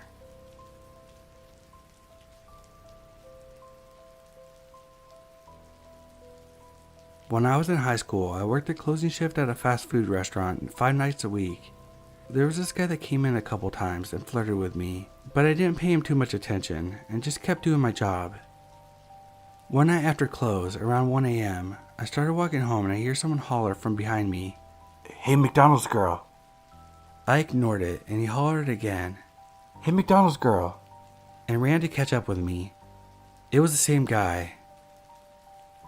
I was completely freaked out but didn't know what to do, so I just kept walking and he just kept walking with me. I tried to make polite small talk, but I was so scared. This was in the early 90s, so no cell phones to call for help. I didn't know what to do, so I just walked home. I turned off the street before mine. I have no idea if he continued to follow me undetected or not, but I rushed to my house, and I never saw him again after that. When I told my mom what happened, she started dropping her car off for me after her work was over, and eventually got herself a new car so I could have her old one. So I got a new car out of the deal. Well, new to me at least.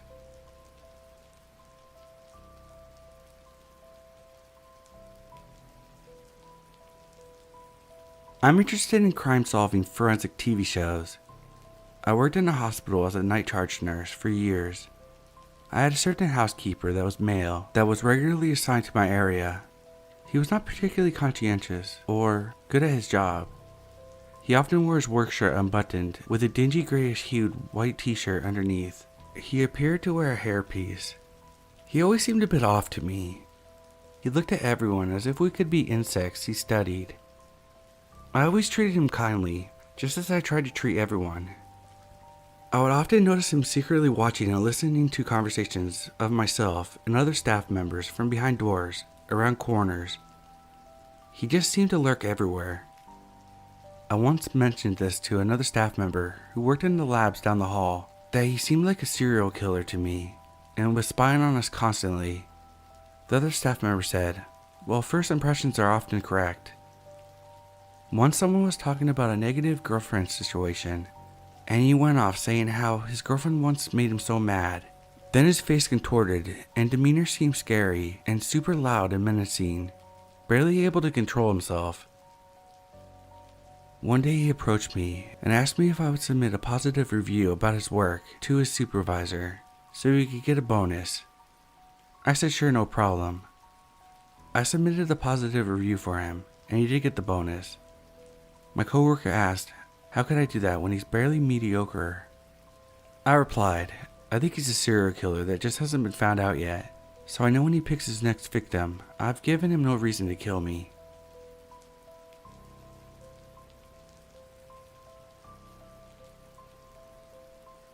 My story is not as scary, but it still weirded me out every night when I was working.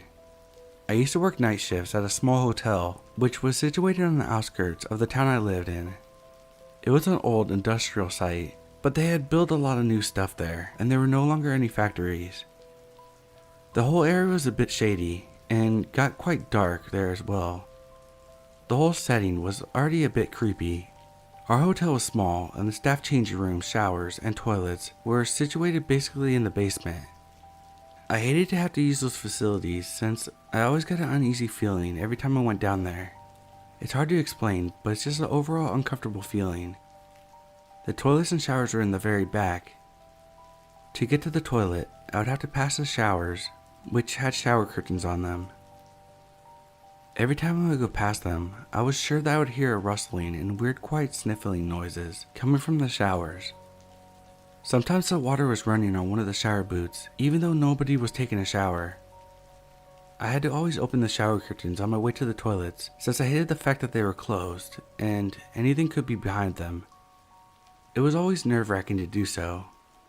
Then I would run to the toilet as quick as I could and then run back upstairs. But every time I would go back downstairs, the curtains would be closed again, even though no one had been down there. It was generally creepy down there, and the more time I spent down there, the creepier it got. The feeling that something bad is going to happen if I spent more time down there than necessary. I tried to ask about this from my colleagues, but no one really knew anything about the building. But I was certainly not the only one that hated to use those bathrooms. I am happy I don't work there any longer. I can do my business in the toilet without rushing.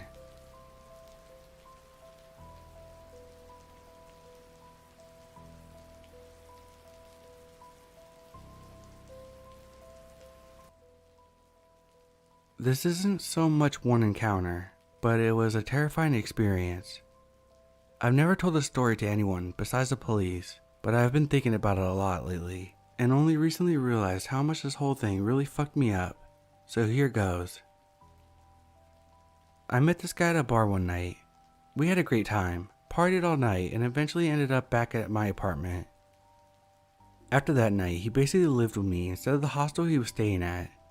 We clicked right away, and I enjoyed having him there. We dated for almost 3 months before the first night he attacked me. It was the night that we celebrated my 30th birthday party. I had a blast, and passed out around 3 a.m. He had told me that he suffered from PTSD and night terrors. He had woken up many nights freaking out.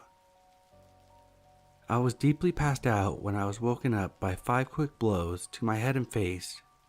I tried to cover myself, not knowing what the hell was going on, when I realized my arms were pinned to my side. He was sitting on my chest with his legs on my arms and strangled me before I had any idea where I was. I only remember the light fading and going black as he squeezed harder on my neck. When he let go, the blood eventually rushed back to my brain, and I remember seeing him walk to the bathroom. At that point, I grabbed my dogs and ran to my car and took off. He must have passed back out. He called me hours later completely confused of where I went. I told him everything he had done, and he promised me he didn't mean to do any of that, and that he would never do that on purpose, and promised to seek help. I agreed to come back on the terms that if he ever scared me again, he'd be gone. Exactly 1 week later, again in my sleep, I woke up with him on top of me. I slowly pushed him off and pretended to get ready for work. Out of nowhere, he jumped up and sucker punched me in the mouth. I fell onto the bed, and he again tried to strangle me. This time I didn't fight it and pretended to pass out. He let me go once he thought I passed out and went into the kitchen. As soon as he left, I grabbed my dogs and booked it to my car again. I jumped into my car and locked it. This time he chased me. This is when I realized this wasn't some PTSD nightmare sleepwalking freakout. He was a psychopath. He was awake and very coherent. He started screaming that he would burn my house down if I didn't come out, trying to break my windows and get into my car. As soon as I got my doors locked, I called the cops. He went back inside. When the cops arrived, I told him that he was crazy and might try to attack them. When they went in, he was quietly awaiting for them and went with them without any resistance. He knew what he did. It wasn't until the trial that I found out that he had a knife under the bed. When he let me go and went to the kitchen thinking I passed out, he went to get a butcher's knife and left it on the bed to chase me out. No one could prove what he was planning, but I'm convinced that he was going to stab me to death. He wasn't charged with anything at the end because the DA pulled some fancy luring maneuvers and tricked him into walking right out into the arms of the ice as soon as he left the courtroom. I have to say that was satisfying to watch. He was deported and banned from the country. He continues to try to contact me on social media by making new accounts to try to get me to help his appeal and be allowed back. Nope. He still claims that he wasn't awake for any of this. I don't know what to believe, but I know that I feel a fuck lot safer with him on the other side of the globe. I've been having a hard time sleeping since then. I kind of brushed everything off and carried on with my life, as if nothing ever happened. Thinking about it recently, I realized that being attacked in your sleep and coming that close to possibly being a murder victim might cause some long-lasting psychological damage. I am considering seeking help. I think maybe sharing this story for the first time might be a healthy first step.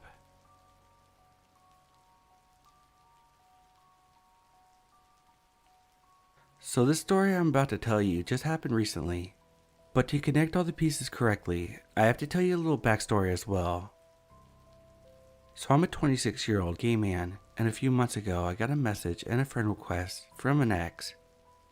This ex was my first when I was 16, and he was 5 years older. Long story short, he dumped me right before Christmas. He claimed he couldn't handle the age gap and completely shut me off. I was devastated and was depressed for 6 months after this happened. I was only 16 at the time, so I haven't heard from him in ages. In the random times I would stalk him on social media, I never found anything.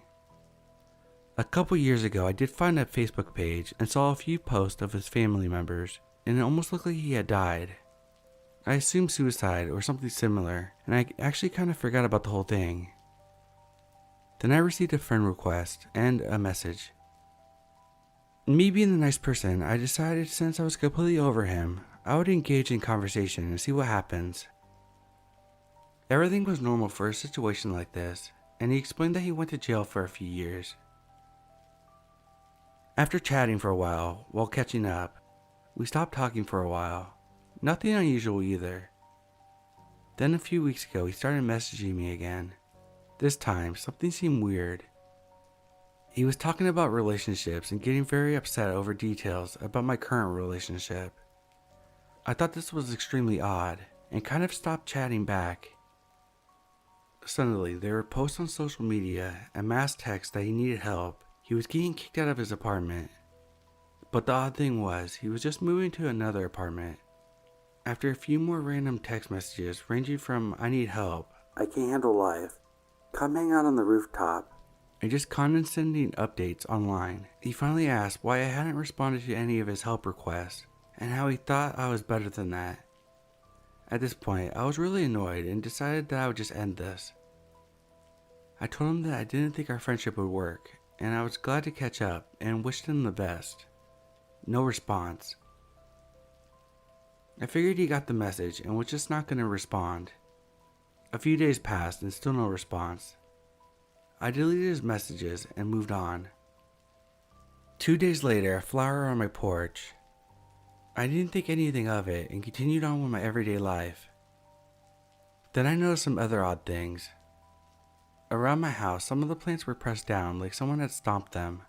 It was only around my bedroom window and my bathroom. My backyard looks out over a farm and woods, so I never have my curtains closed. Thinking this was odd, I still never connected the two things. I figured that animals must lay down there or something. A couple days later, when I came home later in the evening, I noticed the power was off to the house. I noticed a storm headed to us, but it hasn't hit yet, plus we don't normally lose power. I pulled my keys out and opened the front door, leaving my car in the driveway instead of the garage. I live in a really safe area, so I didn't even bother locking my car. Inside my house, the curtains were still pulled shut, and it was semi-dark. With no power on, the air was starting to get stuffy. I put my stuff down in the kitchen and headed to the basement to check the power box. Walking down the steps, I heard a noise on the other side of the house, but I didn't stop as I have cats, and they tend to jump and run around. Everything was on and nothing looked odd about the electrical box. I walked back upstairs, and at this point, I saw a figure out of the corner of my eye. I froze, my mind raced, and my only thought was to act natural, as if I didn't see anything. I faked a little sneeze to make up for the sudden freezing. I quickly pulled out my phone and texted my friend, 911, help, and quickly called her. She didn't pick up, damn it. I casually left a voicemail. Hey, I just got home. I have no power. You and Dave said you're still coming over like you said? Just come in, the back door will be open. I tried to sound casual, but off for her. Dave is actually her father's name, and we've never called him by his name unless she was telling stories about his time in the war. She was also not supposed to be coming over that night either. I casually walked to the back door, trying to watch my entire surroundings. I didn't see anything or hear anything. I just started to think that my mom was playing tricks on me. I go to unlock the back door, and the screen door is always locked. Both were unlocked. Trying not to panic, I just opened the door and let the screen door open. I slowly turned and tried to think of something else I can do that might casually get me out of the house quickly. As I was standing in my kitchen, thinking about making a run for my car, I heard a loud bang outside. I jumped and ran to the front door. Nothing. I looked over and saw my car's interior lights on though. Did someone just break into my car? I turned to grab my keys from the kitchen when I saw something move in the living room. I don't know why I said, "Hello?" As soon as I did, I wanted to kick myself. I slowly moved to the kitchen to grab my car keys and run, but they were gone. How were they gone? That's all I remember before I was waking up in my bed, all the lights on in my bedroom. It felt like a truck had hit me. My entire body was sore and heavy. My eyes slowly focused on the room, and I managed to pull myself into sitting position. What the hell happened, I thought. I slowly stood up and searched for my phone. It was on the kitchen island. The time was 2:30 a.m. I quickly searched through my text messages. Nothing that was odd. Feeling a little less groggy, I checked my doors, windows, and all the rooms. I don't fully know what happened that night, but there was no evidence of someone being in my home. I didn't sleep for the rest of the night and honestly felt a little bit crazy. The following morning, however, was a different story. I had finally fallen asleep sometime after 4, and I woke up around 8 a.m. to a text message on my phone. It was a random number and it only said, "Last night was fun. We should do it again," with initials after it. I just froze. Those were the same as my ex. I immediately text back, "What did you do?" But I got a message back saying the number was invalid. I never heard anything again or had any weird occurrences again. Hopefully I never do.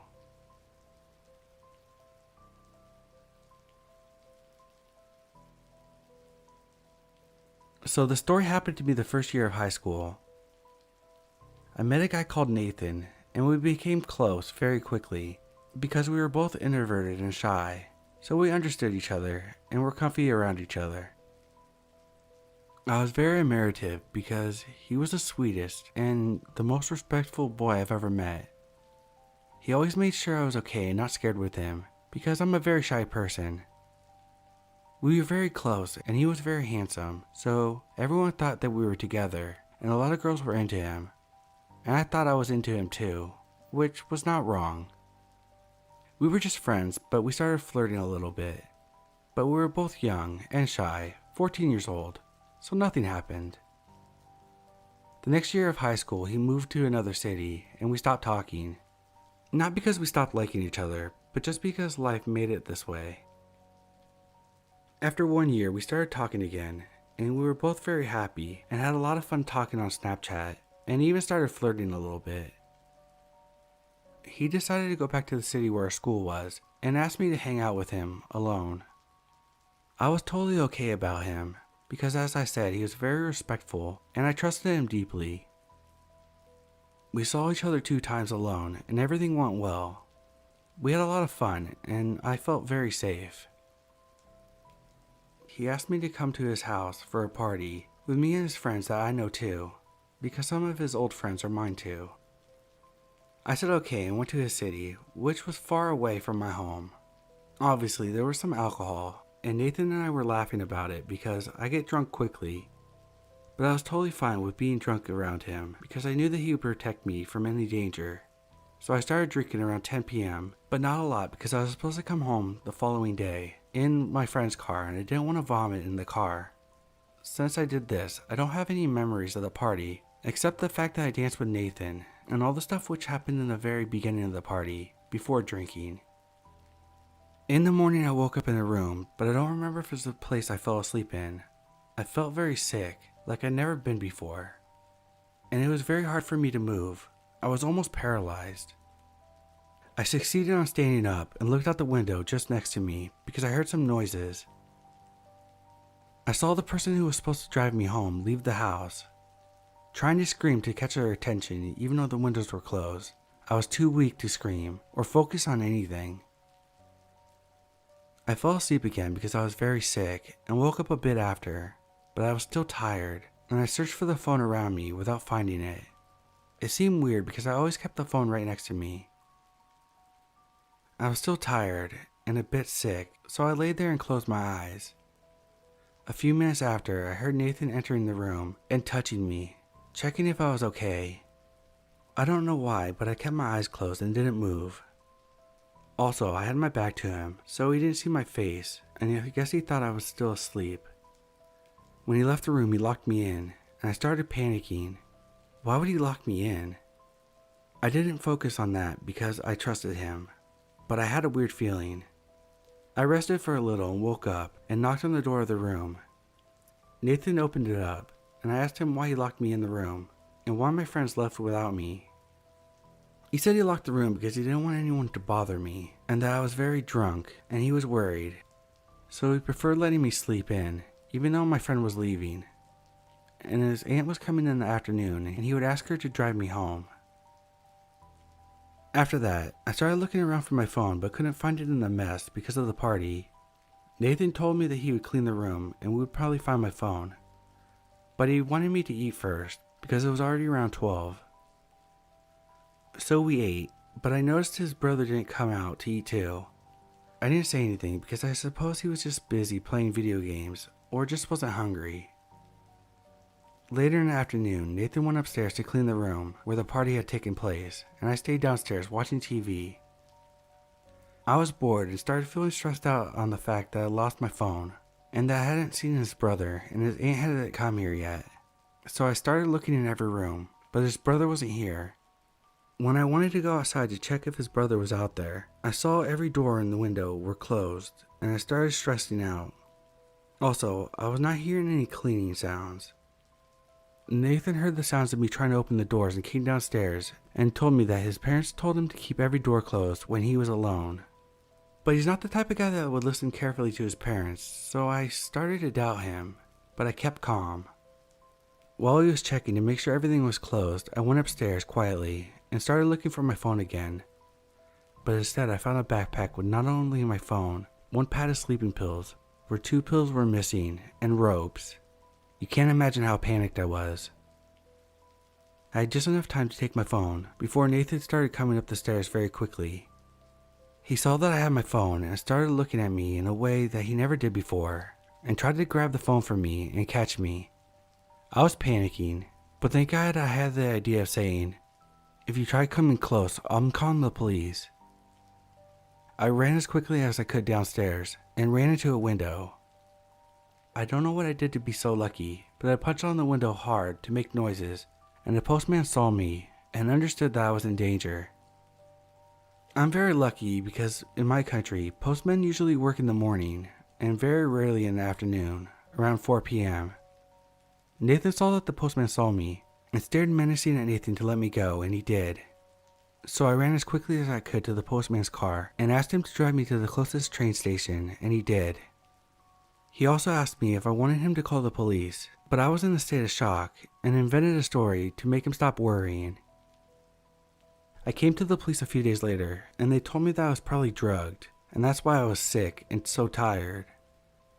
I won't tell you about what happened next because of privacy, but I'm fine now, and Nathan got what he deserved,